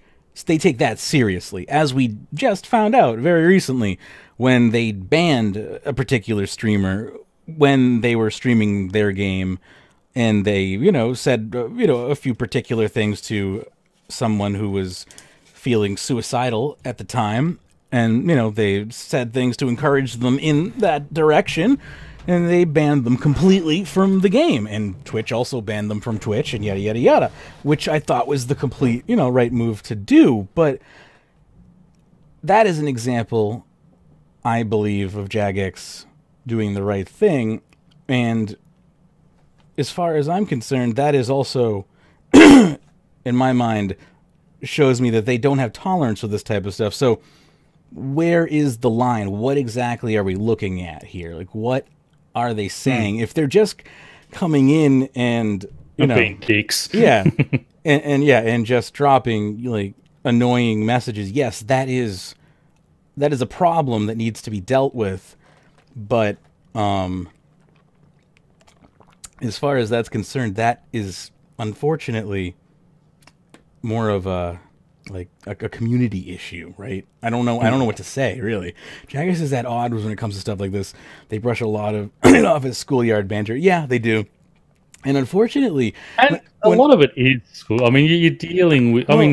When you get into this type of stuff, if threats are not made, there's not a lot they can do. If it's just trolling and carrying on and spamming your clan chat and things, that's right. There isn't a lot that can be done. It's extremely frustrating. Threats are being made, though. Yeah, there's something that could be done. But I mean, I'm all for updating the clan. That is, I think, the correct way to mute. go. Yeah, that mute one would be good. Yeah, I think that was probably the most constructive part of the post. Was talking about filtering the clan settings, being able to, have guests be a little more granular as to what they can say. That's been talked about for years, and it's never been done. And that is because it, I believe, is more of an engine problem than a clan issue. If I'm to be remembering correctly, I could be wrong. Yeah, thank you. I forgot it. I forgot I had it enabled, and my hair isn't that bad today, so I was like, yeah, whatever. Anyway, moving along. Unless anyone has anything else to say, Nope. We can move along to our favorite topic. The first time I've ever seen Flare Fox with positive karma, which is in response to the crystal capsule promotionals with just a buttload of money in them and death touch darts, I guess.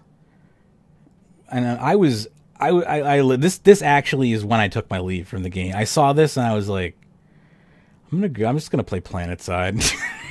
This actually made me, because I was like, I need money, right? Like, I spent a lot of money recently, getting ready for mining and smithing. Bought a lot of metal to like build up to Elder Rune, getting all excited for it and all that stuff. I was pumped, and then it just kind of fizzled out. Just didn't make me happy. And then it's like, all these is like, look at this. Here's where all the money is. There it is. It's not in mining and smithing. It's in Treasure Hunter. So that, yeah. I kind of just, I was like, you know what? Anyway. So I was curious to see what the results of this were. What the results of Flare Fox, his experience was for the first time ever. And he actually got positive karma for the first time ever, which I thought was pretty funny. So let's see here. BladeCom also gave me the result post as well. So I'll pop that open here. It says, using 1,300 alts, which resulted in around 27,300 keys for the Crystal Capsule promotion.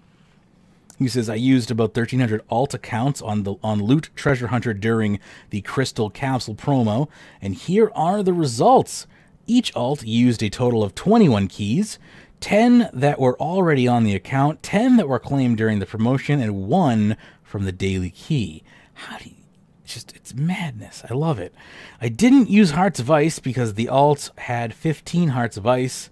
I spent around 3 hours doing every day of the promotion, not the last day, looting, so I think it's a decent amount of GP to get with 15 hours invested into. I also recorded a compilation video of the alts that won just proof for those who need it. I'll also put in the comments. I was among the many who thought the darts would be common, but it turns out they were actually quite rare to get. Another interesting thing is how I won the bigger cash prizes nearly as much as I'd won the smaller cash prizes. 2 methods can be used if you're using alt accounts. The first method is just using every key that you have on the account until you get the Shadow Gem. The second method is a lot more fun, but you need tons of accounts to do it. Instead of using your keys until you get the Shadow Gem, open up Treasure Hunter, and if you don't see the Shadow Gems in the first selection, log out and move on to the next account. This way, you can brute force a Shadow Gem, save your keys, and actually still get Shadow Gems pretty efficiently. I could have used 3,000 more alts, but it was pretty click intensive for the first 1,300. The cash prizes are on free-to-play alts, but I'm claiming it using the free trials, so there isn't a loss of GP anywhere. So then he shows all of the items and prizes looted. Should I go through all of the items or just talk the money? What do you think? I mean, the rare ones, I mean, I wouldn't worry about the lucky chaotix. Okay, so I'll talk about the Proteans. I'll talk about the death touch stuff and the let's see here. He won 200 million coins none of the times. Silverhawk feathers. He won 7 times the 2100 feathers. He won the springs 4 times 2400 springs. He won rare tokens 4000s 3 times. He won protean resources 754 times, and protean resources 1010 times. Let's see here. Death touch darts. He won 30 in total. So out of 15 accounts, so out of all those keys, to only get 30, to win 15 times, because obviously you got 2 darts per roll, that is a very, very rare chance. Yeah. He won 5 million coins 12 times to make 60 million. 10 million coins, he won 5 times. 25 million coins 14 times. 50 million coins 10 times. 100 million coins 11 times. The total profit was around 2 billion coins regarding the proteans. I forgot which slot gave 750, which gave 1,000. If anyone figures that out, let them know. So there you go. That was Flare Fox's results for anyone who wanted to know. And here is the first comment. Is it me, or is spending actual money in this promo definitely not worth it? I did some quick maths. 2.73k coins cost $6,688. 60 packages containing 450 keys each, which is $110 per pack, and any 4-pack groups containing 75 keys each, $22 US dollars per pack. For the same amount of real life money, you can buy around 95 10 bond packages. 10 bonds cost $70 US. Supposing you could sell the bonds for 18 million each, because the chances are they will crash a few mil because of the 950 bonds entering the market, you could end up with 17.1 billion. Here, Flare Fox only ended up with 2 billion, with a rather big key sample. If someone instead would have the ridiculous idea of blowing 6.7k dollars on RS3 keys instead of using alts like Flare Fox did, they'd receive less than 12.5% of the value of bonds to sell. Wow. Wow. There you go. So, very, very good point there. Because people saying, it's doing all this stuff. So, yeah. Ripping you off. That's why you always buy with your in-game cash. I've learned that the hard way. I'm losing my voice. All right. Sorry. Skilling abilities in / high intensity skilling. This one comes from Spider Boys, aka Araxi, our boy. With all the debate going on behind AFK and high intensity gameplay for rewards, I had the thought of skilling abilities and skilling group instances. This would be outside of skilling spells and prayers, just general skilling abilities, just like combat basics, thresholds, and ultimates. So along the lines of your EOC system. Instead of attack styles, there would be support, artisan, and gathering ability books. This is all just an idea, of course. I haven't necessarily thought out exactly what types of abilities can do and what consumes, but something like surge or repair ability, this would need some thought, but this could introduce a massive reward space for skilling. Maybe new skilling armor, main hands, and off hands, as well as well as new abilities now, where we can have some new rewards. This is, of course, playing heartily to me. I'm loving it. But let's see. How about, finally, RuneScape 3 has skilling instances or boss fights that would require multiple people. There can be also solo skilling instances, of course, as well, but imagine something along the lines of an evil tree experience, a massive ancient cursed tree that must be taken down, that you must use skilling abilities to take down with multiple people doing different tasks. Then, at the end, you get the RNG reward chest with rewards that can be used used to create the top-tier skilling tools that have special effects, as well as some new logs or existing logs. I like it. I just love the idea of, like, skilling in groups, skilling abilities. I want to touch on that more. We're going to come back to that after I finish reading this, for sure. Take deep-sea fishing. This could have been a great opportunity. I agree, could have been.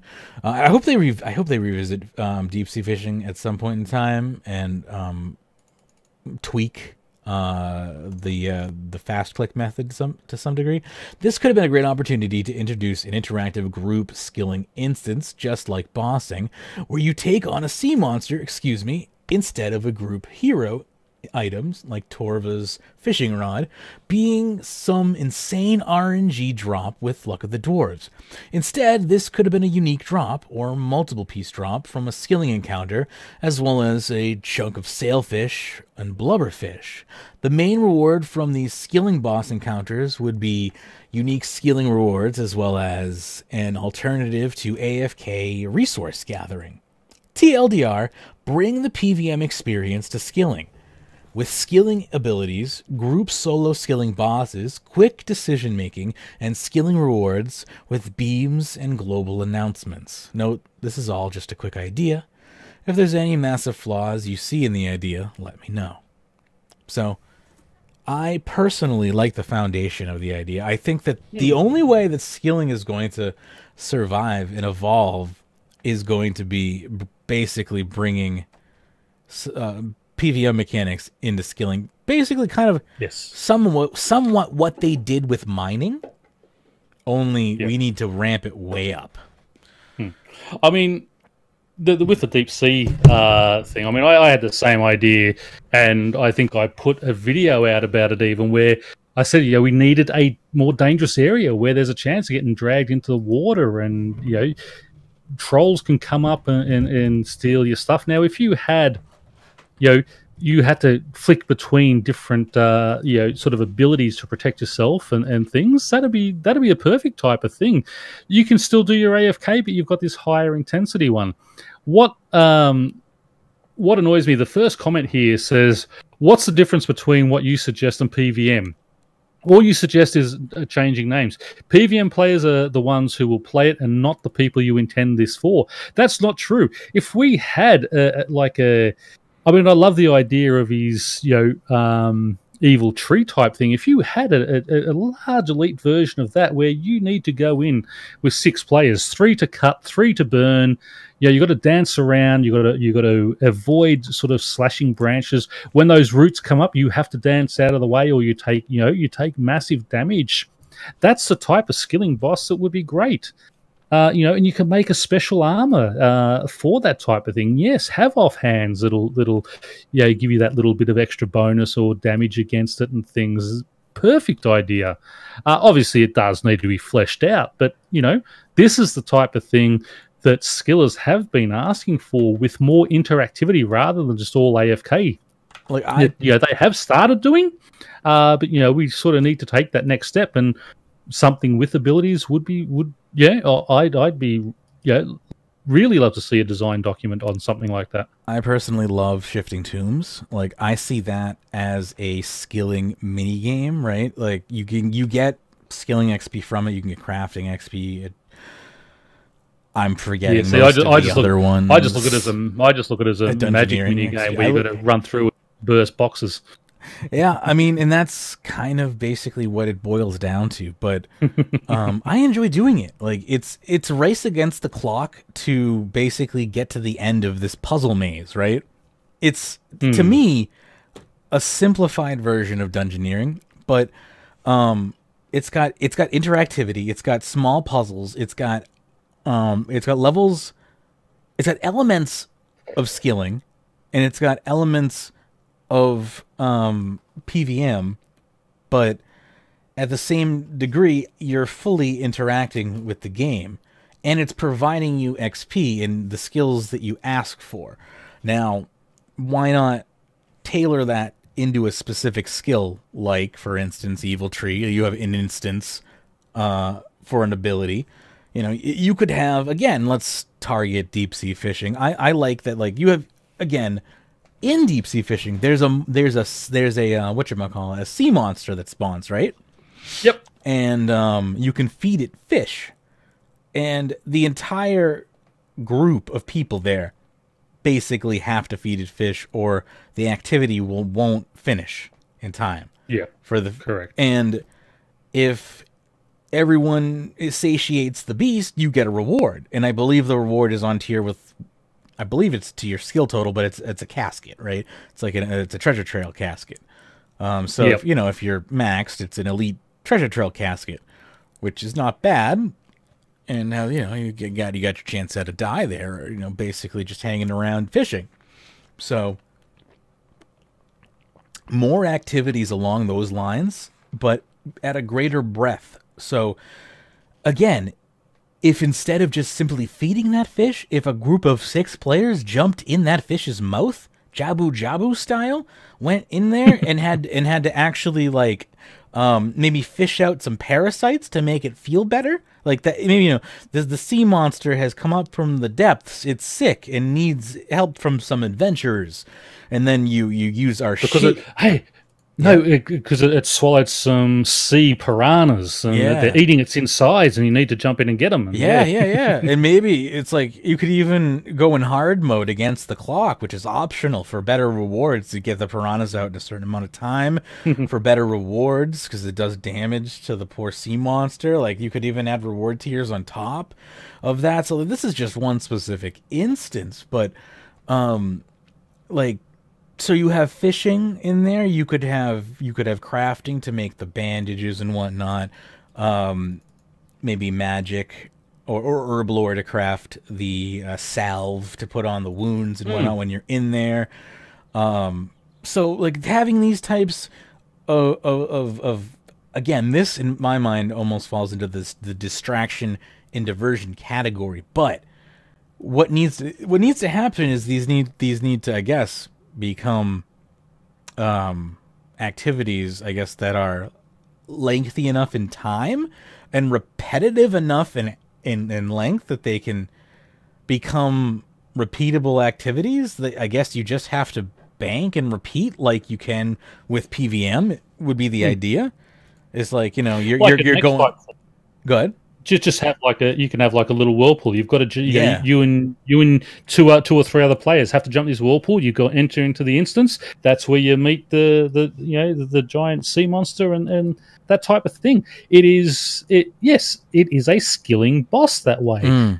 You'll need coordination. You need to do things. We'll need to work out new abilities and things like that. I mean, so can I. Exactly the way you're describing, I'm thinking this is fantastic. I'm Jonah and the whale style. Yeah, you're getting swallowed by the whale. You're inside, and I'm picturing you like you're sitting on like the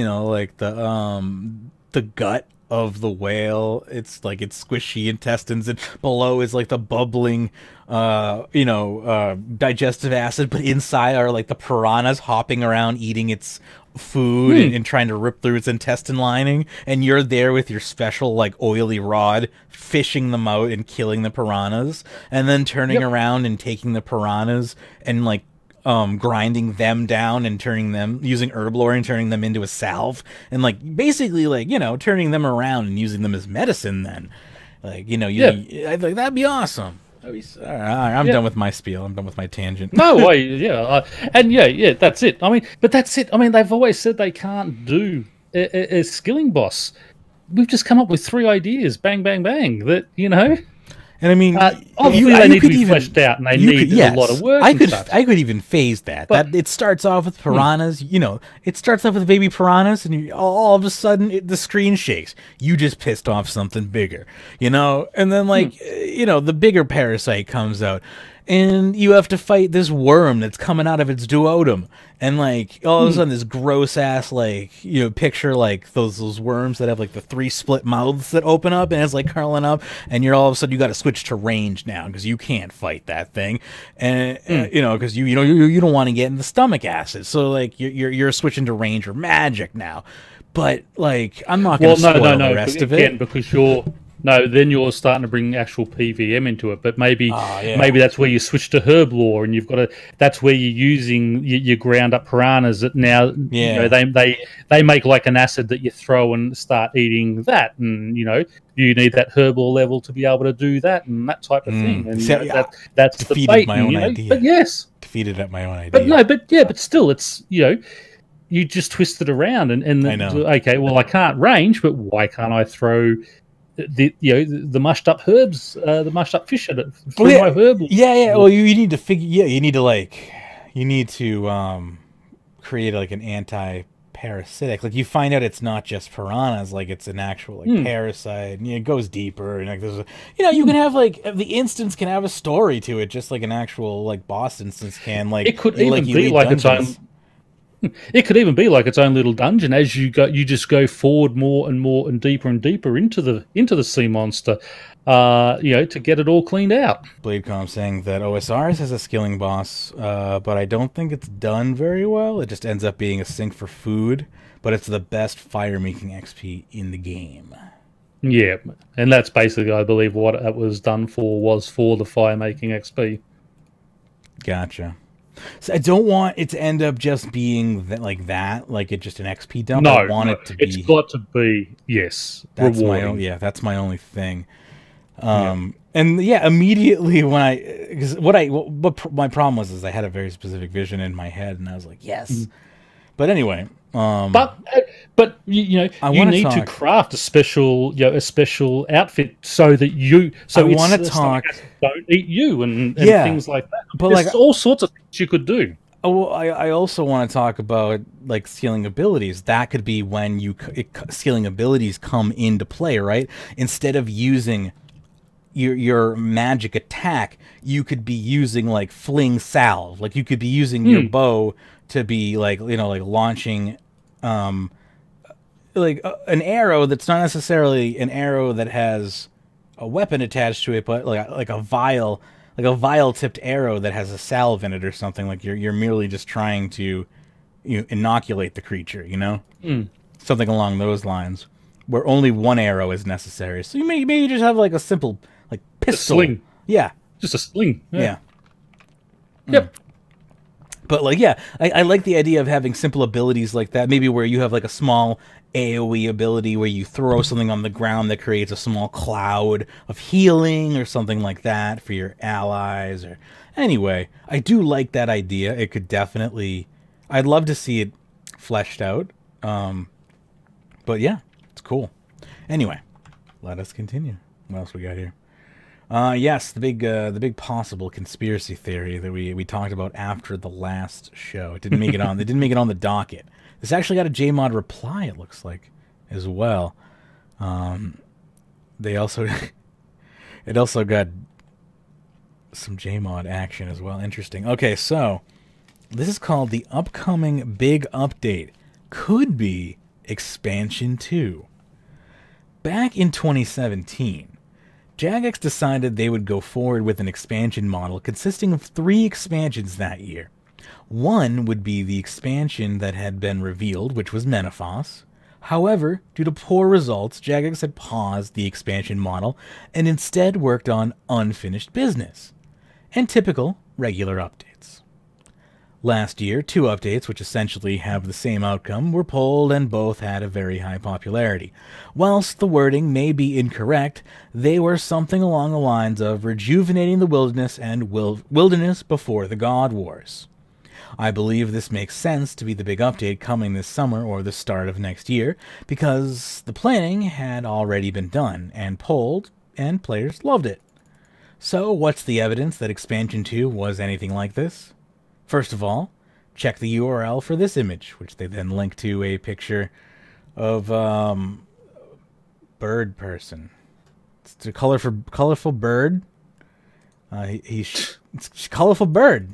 It looks like a farmer version of an aviancy. It's definitely an aviancy. Each individual image has a URL that states before the wilderness, which you can find the full sets of the image here.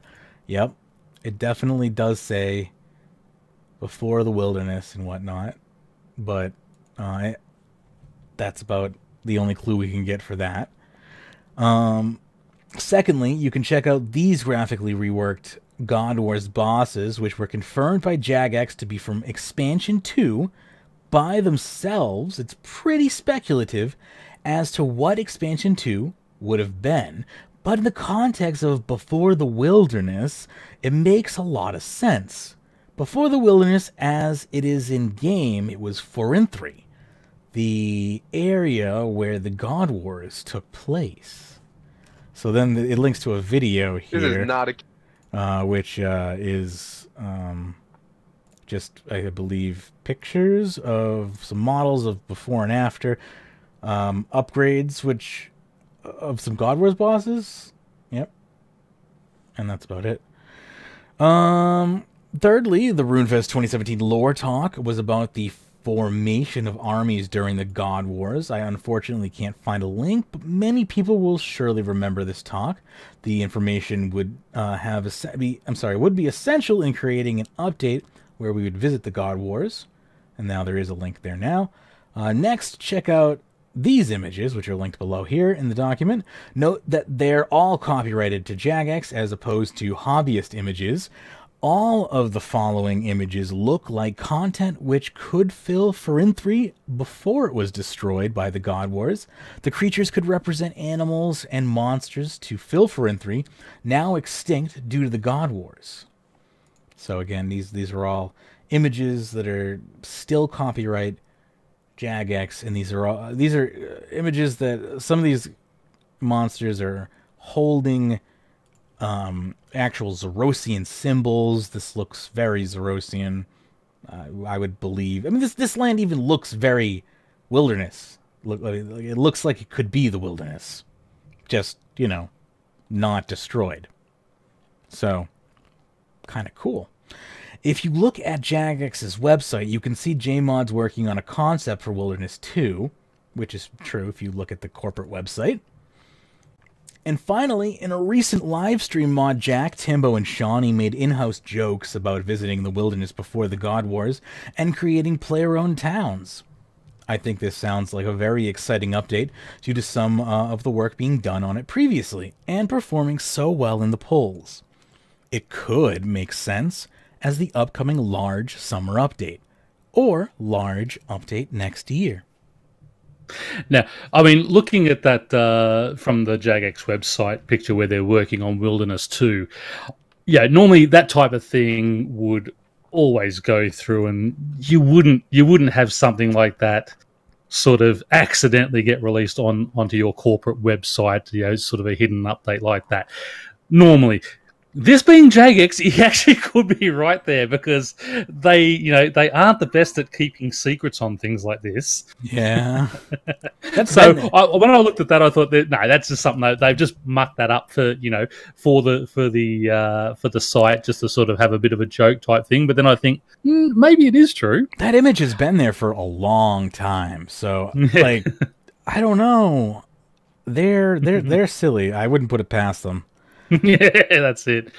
I mean, artwork's gorgeous, the though. The thing is, I mean, you may have found your next Gillinor Origin series right here, the Military Forces of the Late Age right here, though. This is I just looked at that. Yeah, I was just reading through that. This is pretty cool. Looks magnificent. Yeah. I do. I've actually just bookmarked that. Yeah. I mean, the problem is, you know, we've gone from 5th Age to 6th Age. Are we really going to go back to the 3rd Age? Right? I can't really see them doing your next big update. Yeah, we're going back in time. They've already said about time travel and such. Maybe the sort of back in time, no. But I think what we're doing here is reclaiming, not going back. Right? But these images, though, now that you mention it, are showing, like, actual But, all right, I'm having conflicting opinions inside of my own brain here, because also Zeros is back. Like, these gods exist on Gillinor that's right, during again. the 3rd Age. Yeah. Yeah. So... But the other thing is, they're also doing a new MMO, and maybe all this has to do with the new MMO. Oh, yeah. Maybe that's what the new MMO is going to be Third Age Gielinor, where you're having a lot more combat side of things. Oh yeah, that's because true. we know most of the mods who they've taken over that are combat related mods. Yeah, it's but the other game is the other game is an ARP. It's an action RPG. We already know that actually. So yeah, you could be right about that. That's a good point. So maybe action RPG is going to be Gielinor in the Third Age, where you've got a lot of fighting. You're choosing sides with the bosses. Like on the side Paradigm, on the side, that would be a sick name, though. Imagine if it was called RuneScape Forces of the Late Age. That would actually be a pretty sick name. Anyway, I don't know. I'm on shakier ground. This conspiracy theory is now on shakier ground. What I do surprise. Like is Mod Jack is the actual one who has found that document and put in their military forces of the late He's ages. Perpetrating he's like no, he's a shit disturber. I love Mod Jack. He's probably my favorite J mod. Don't tell him that. Don't tell him I said that. But he's as far as like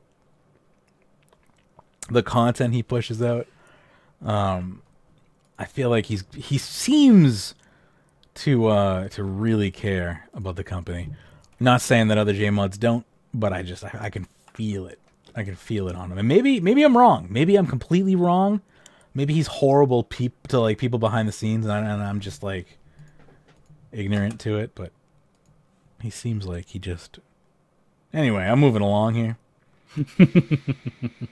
Want to grab the next one for me? Longer lasting Siren Spirits. Sorry, that didn't bookmark, so I am just bookmarking this page again. Okay. Done. Okay.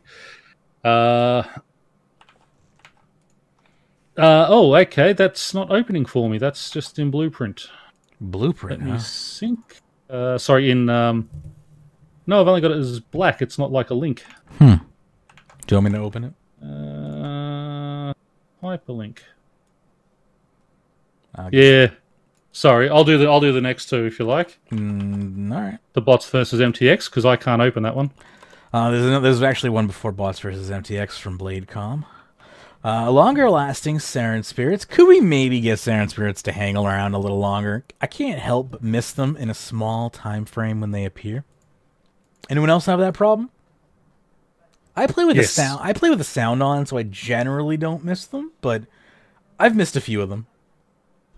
I wouldn't. I'm indifferent here. I'm neutral here. I will abstain from voting on this. What I would rather see is another use for alchemical onyx, where we can make another item that maybe sits in the sigil spot that you could, because we don't have really a sigil spot for skilling, so make one there. We charge it up, much like the teleporter. 5,000 charges, and it auto absorbs them for you. Do you find that the sound doesn't help you, Ariana? The sound generally helps me, but sorry, you. Well, you too. Anyone who uses the sound, I'm curious. I use the sound, and yes, the sound generally helps me. Leave a but comment. If I'm in the lounge. Yeah. If I'm in the lounge on my laptop, sure, the sound is off because I'm watching TV. Yeah, so that's fair. then I and Jagex, I'm sure, have a link to my camera, because every time I need to get up and stretch and go for a walk, I come back 60 seconds later, I see the message, a Siren Spirit, and that's why it's like, go on. Every single time I set up. It's like when I read here, that's when I get all my Siren Spirits. That's why you use the sound. Gotcha. They baited you into using the sound. So this one here, go ahead. Did you want to? Yeah, but basically, I would like to see another sigil that we can make with the alchemical onyx that will auto absorb them at a cost. A fortune component cost, much like we do with the with the teleporter. For people who want to do that. Right on. So we have a post here from Reddit that was removed and saved, and we also have, it's a happy one though, but you're not supposed to do this on Reddit, so it was deleted. And this is a hijacking. So here we go. Again, if your account is hijacked, please submit a proper account recovery through the account appeal section on the recovery website. If you're having trouble with that, there's, use Twitter. Reddit is not the place to submit your reports. Anyway. Especially when you put in your address and phone number and things on there. So, yeah, then it's just posted on public forum for everyone to see. It's like spray painting it on the side of the drugstore. Like, anyway. Not sure where to begin, but as the title says, I'm very close to not playing RuneScape anymore due to a hijack. My email was hijacked, and that was used to gain access to my account. With access to both, hijacker was able to remove original linked email and add his, making it impossible for me to recover my email. Hijacker then dropped all my items and taunted my clan chat, and even tried extorting me for real money in return for my account. I managed to secure my email and have it backed up, but by then it was too late for my RuneScape account. After many appeals being declined, I gave up, and I have decided to reach out to the community in a desperate attempt to regain control of my account. To this day, my account has never been logged in or even gained 1 XP since the hijacking, only stolen for bank value. I feel that's exactly what happened to me too. I got muted too. They got me muted for saying horrible things. But anyway, when it comes to recovery and appeal, it's very frustrating that I can put more than enough proof that I am indeed the original owner, but will get instantly denied over perhaps one thing I'm putting incorrect, such as service provider. Without saying too much sensitive information, the account was made in a high school computer classroom in 2001. Well, there's your problem. How can I possibly know the ISP from that? Well, don't make your first account at school. He's probably 13 at the time or 12 at the time. Well, that's your problem. Like, don't do that. Well, I know you're a kid. Like, you're not thinking when you're a kid, but hey, that's one of the problems of being a kid. Underdeveloped brain. What I do have correct is near everything else, such as state billing zip, even as far as the PayPal exact dates and invoice IDs. Still get instant denied. I took to Twitter, sorry about that, to try and get more help, but I got the same response twice, word for word, to use the same recovery form I've been trying. All I really plead is for 2 things. Revert my original email linked to my account so I can properly recover my email. I have proof below of email and email ownership. Be able to submit an appeal or ticket to be looked at. Below, I attempted to put together a few screenshots of proof of years' worth of PayPal invoices. And yes, he then posts links of years of PayPal invoices. Public links to years of PayPal invoices. Bad idea.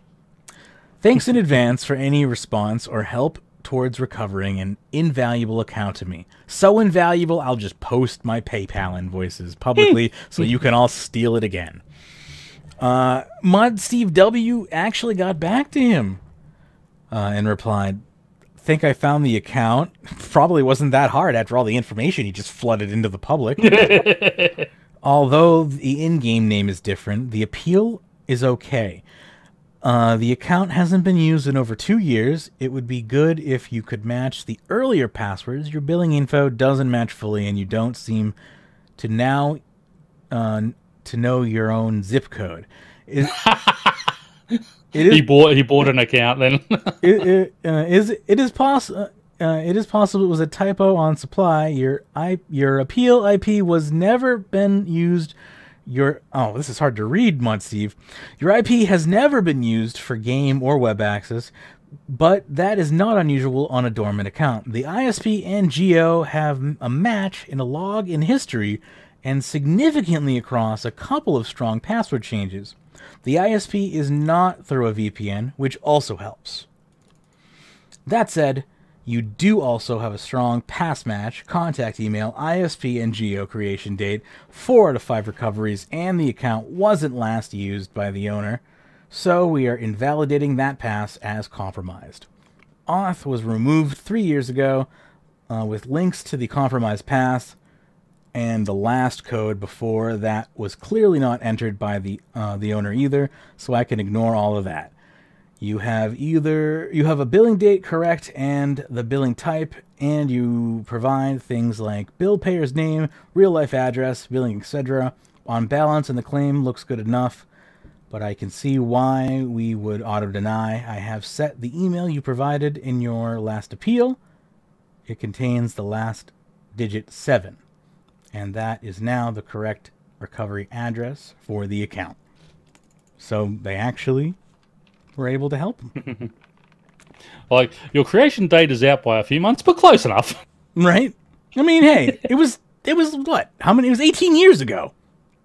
Oh, exactly. I've been able to guess when I started by figuring out when the wilderness came into the game, because I started playing about like a month or a couple of weeks before the wilderness came into the game. Because that's all I remember is having to just pick between being a player killer and a non-player killer, and not understanding what that meant, and just being terrified of all of these player killers. And I was just, I just knew I didn't want to be one of them. Anyway, moving along, we have now we have bots versus MTX. Yes. Now this is by Jeremy Cheng, who says, yeah, of course. Which is a bigger issue that affects both games? When did one become a bigger issue than the other? Now, Blackwing comes in, and we all know my thoughts on Blackwing. Integrity issues from biggest to smallest. Treasure Hunter. Bots, then bonds. So he's putting Treasure Hunter above bonds don't even bots. fall on my friggin' radar. Yeah, I know. Even though bots have always been a thing and will likely always remain a thing, there are two factors that make them a lesser evil compared to Treasure Hunter. Bots and legitimate players both are restricted to the same training and money-making methods, e.g., if a bot can make 3 million GP an hour or train a skill 300k XP an hour, so can a legitimate player. In comparison, Treasure Hunter offers XP rates that far surpass those available to only legitimate players, so there's zero chance to compete against a serious key buyer as a legitimate player if both are given the same of in-game hours. 2. Bots are banned sooner or later. Key buyers aren't, unless they break a rule not related to the buying of keys itself. And as to why bots are worse than bonds, bots, gold farmers, other botting services can steal people's credit card details, and even if legitimate, steal profit from Jagex. Bonds offer other players something positive, free memberships, etc., while bots don't. Bonds are much more expensive to buy gold with than buying from a gold farmer. Now all of these issues should be fixed, of course, but only bonds are in a situation where they're sort of acceptable until something better can be figured out.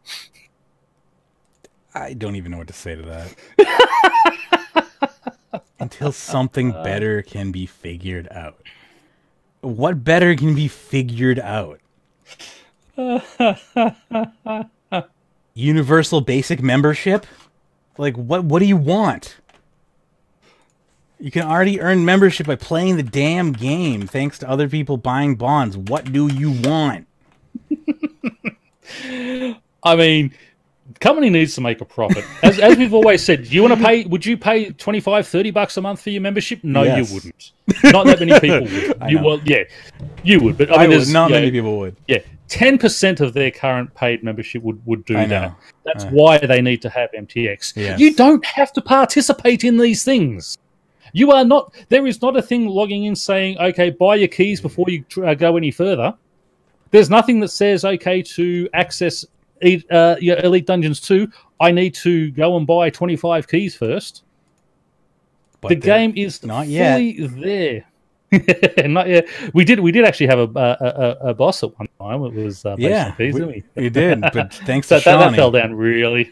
Yes, but I mean, yes, someone's going to get XP a bit faster, but as we have shown, it is not financially viable to do it that way.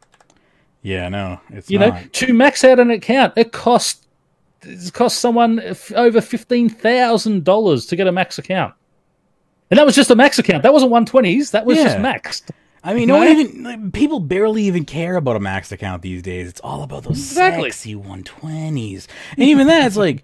Beyond that, like, we're talking now, like 500 people or 5.4 billion. Exactly. So after the first 10 or 20, I mean, who cares? Right? I know. Who was the 350th person to get 5.4 bill? I know, right? Without looking up. Nobody knows, right? Exactly. I don't even know who the first one is, to be honest with you, off the top of my head. No, it's that what's his name? You don't know. No, but I remember the big argument that our mate, the crybaby, had against him when Divination came out. Oh yeah, it was Scuzzy versus Scuzzy. That was the one. I knew it started with an S. Yeah, it was Scuzzy versus LeMay. Yeah, the French sook. Yeah, we had a good fun time versus that. We did. Today's pre-show was an hour and 5 minutes long. That was a good pre-show today. I'm currently converting it into audio. It'll be up at Patreon. Very good. It'll be up at patreon.com/RuneScape very shortly. Oh, excuse me.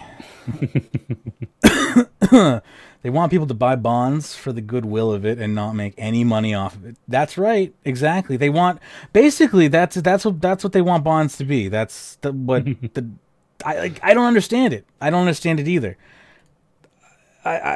They want RuneScape to just run as a non-profit company for the good of existence. That's what I'm saying. Like universal basic membership. Yeah. Come on, where is it? They don't have families to feed. They don't have rent to pay, bills. They don't want to feed themselves. They should be just plugged straight into the computer 24/7. Their brains just doing everything for us. This is a charity project. What are you talking about? I really, really hate this argument over MTX. It's here. I mean, we're going to see. I mean, they are going to see it eventually in old school. I don't there's no ifs, buts, or maybes. I don't love MTX. No one loves it. No one loves it, but there's, But it's all about the way you implement it, and they have toned significantly down on the way that they implement it. They've made it much more earnable in game. They've made sure that they haven't put actual outfits and they haven't gated content behind it, because that's how it was a slippery slope that we're going down, putting elite skilling outfits and all that. Exactly. And now they're coming in. Yeah, they've cut that out. So and my biggest thing is, as long as I can do everything in game without having to buy those extra things, then it's not a bad MTX to me. And though as we said, the skilling outfits were a very contentious one, because it's like, I didn't really mind it, because I just, every time they come around, I'd play my keys, and I got really lucky on the first one. I'd spend my bonus XP finishing off outfits with Vic and such. But when they announced, okay, we're going to start releasing them into game, fantastic. And we sort of said, okay, well, what we're going to do when we release one Treasure Hunter, within, it'll be like 4 to 6 months, then we'll start introducing them into game. And then they just went and did the farming outfit straight into game. That didn't even go onto Treasure Hunter, which I thought was really good. So, yes, there is a lot of XP, a lot of bonus XP. I've always said I would rather no lamps, just all bonus, so you still have to work at it. That way you can make your own little mini bonus, double XP weekends and things. But I would literally rather see triple the amount of bonus XP being introduced to the game and see no more lamps. Yes, fully agree. Than see the current system. Yep, fully agree. That's where I'm at right now with lamps. Bonus XP, you still have to engage with that skill. Yeah, I just want to see people lamps. Yeah, I want to see people just interacting with the game. That's my main thing. Is lamps are a shortcut. They're a way out, and I get that is preferable for a lot of people in some skills. But hot take, just don't do those skills then. Why do you have to be 99 in those skills? And I get, yes, because then there's you have the max portal locked behind those, and then I'm like, okay, we need to fix those things, because I'm all for getting the max portal out the F of that guild. That's not a skilling thing. We have so much to fix. This RuneScape needs. I would love to see the boss portal that's up there have a second one. If you're all maxed in your combat skills, and perhaps you have had to do a few other things, but have it in the Champions Guild. Have it in the Warriors Guild, whatever. Yeah. You know, have it somewhere else that's easily accessible. Build put it in the GE for Christ's sake. Allow you to build one in your own house or whatever. Yeah, exactly. I mean, but you know, the materials that can be ridiculous, but yeah, because you shouldn't be forcing PVMers to have to do all the skilling content. You shouldn't be forcing skillers to do all PVM content, and that's where hopefully they get it right with the completion escape. And it's going to be a long fight. It is. It's going, and yeah, I don't expect to see that this side of Christmas. Really, no. I don't. But you know, if we get it right, do you think we'll see a finalized document this year? I think we might see a final document this year for us to vote on, or you know, at least a final list on to vote on. Yeah. But I really don't see it being introduced in game before Christmas. Yeah, me either. Yeah, no, I don't foresee that the changes happening this year. I foresee the list definitely happening, but not the changes. Oh yeah, and BladeCom, yeah, no, definitely leave all the stuff in the Max Guild because that's great. That's a nice, easy hub for you. But that's what I'm saying. There's no reason why you couldn't put another one in the Warriors Guild or in the Champions Guild. Yeah, that one doesn't. I'm not saying take it away from the Max Guild. I'm just saying put other ones in that don't require that. So you know. And let them have a higher cost. You know, if I've got Max, I'm only paying, what is it, 50k or 100k whenever I change it. Have it at 200k in one of the other ones if they want to change it. Whatever. But, you know, you've got to stop locking people out just behind content that, you know, they don't want to play. And that'll give you better longevity in the game. If you can keep more people happy in that regard and not force them into that content, it'll allow us to bring in better skilling updates, longer ones, things that and as we said on that on Comp Cape, it should be a purely cosmetic cape. It should be the hardest cape in the game to get, and things like the Master Quest cape should be locked on it. A Reaper cape should be locked on it, but it should be purely cosmetic. There should be a Reaper cape for PVMers. There should be a high level cape for skillers. That type of thing. Have a lot more capes with all their perks and stats and such. But don't make the comp cape the best cape where you have to go and do everything, because it hurts true completionists, where we like to have those aims and goals and targets to do, because they keep, we can't do that because they're going to cry and scream about it. And you can't blame them for it, because they just want to sit there and fight the boss, and they want to have the best equipment to do it. They shouldn't have to sit there and go and play Menaphos for 3 months to get their cape back. Agreed. Well then, but anyway, yeah, I foresee a long debate on the comp rework. We're going to be touching on the comp rework, just like we touched on the mining rework 8,000 effing times last year. Thanks, Jack. Sure. Yeah, and I foresee that being an ongoing topic throughout 2019, which I'm much prepared. The funny thing is once I hit 120 in all skills, which is going to happen probably this summer. I have 6 skills to go. So yeah, that will probably be this summer. I'm going for comp. It's going to happen. I'm ready. I'm in the mindset. I'm going to get regular comp so I can talk about it. So then I can have a better discussion about this rework. I own comp for a month. Yeah. Then I bought out Solak. And then and I'm gonna do Solak. I know, because you have to. I know. I'm gonna do it, and you should too. We should do it together. Yeah. No, I'm thinking of just saving up 150 mil and paying David. Well, I'm gonna live stream it with David.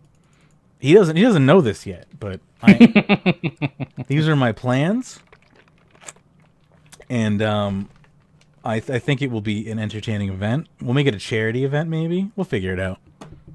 But anyway, that's our docket for today. If we got anything you want to bring up at the end of the show, now's the time. Last week was kind of a missed week, just due to birthday and Pern's health. So I'm back on track now. What's going on? Yeah, I survived the 3 hours, so that's a lot of Castle Wars games. 4,129. What did you say, Bern?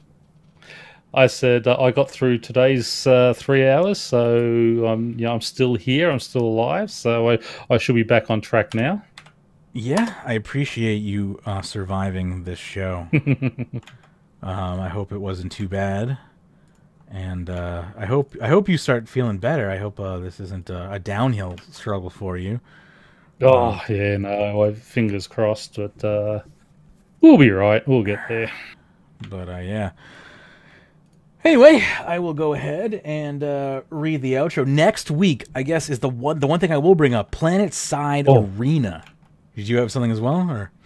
No, sorry. I thought you were going to say about Mega Show next week for Double XP weekend. That too, as well. Okay, yeah, we got a couple of things then. Holy crap, next week is busy. So, all right, first up, Wednesday, Planet Side Arena launches. I will be streaming that as long as the NDA is lifted fully. I believe it will be, but if it's not, then I won't be. But let's just say it is. So I'll be streaming that I'll be excited. That's going to be fun. So super excited for that. So you don't want to do a Wednesday show about the Tuesday night Q&A. Q&A? We can talk about it while I'm kicking ass and taking names. So I'll be live for that if anyone wants me. I'll probably be getting my ass kicked and writing down the names of people who are killing me so I can later remember them for revenge. But no, I'm not. I'm not like an amazing FPS player, but I'm all right. I'm all right. So if you want to stop by and check that out, the game goes live on Wednesday, so I'll be playing it at launch for the Founders season, and then we'll be back on Friday. Yeah, well, I'll be live just basically all day Friday for the Mega Show, right? Because we'll be doing Bonus XP weekend. Yep. Bonus XP weekend. So basically, and we just warn everyone now, it's more. We'll have a few talk about, but it's more just chatting to you guys. So if you have any questions, best time to bring them up is on those Double XP weekends. Send them in. Any discussion topics, anything at all you want in the game of RuneScape, send it in to us, and happy to be driven by you guys on that weekend. Yep, definitely. So in the meantime, you can send all of your questions to us on social media. We have a clan chat for you. RuneScape.club is our Rune Clan chat. You can check out my Rune Clan progress at RuneScape.expert. RuneScape.today is our RuneScape publication. Over on social media, we are RuneScape. We are Facebook.com/RSWeekly on Facebook.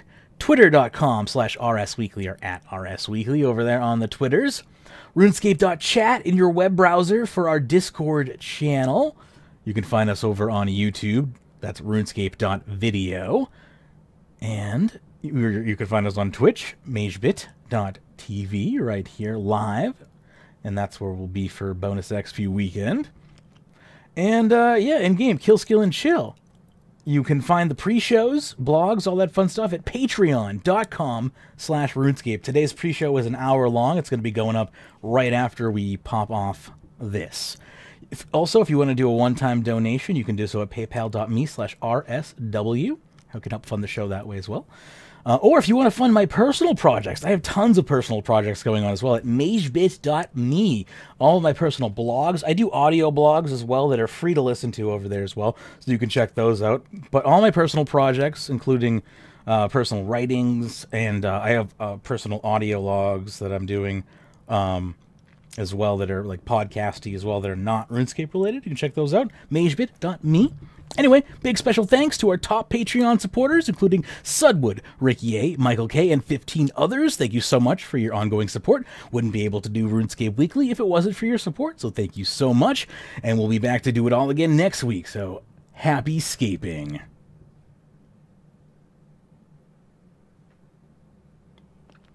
If you missed any of the show, stay tuned. We'll be doing reruns.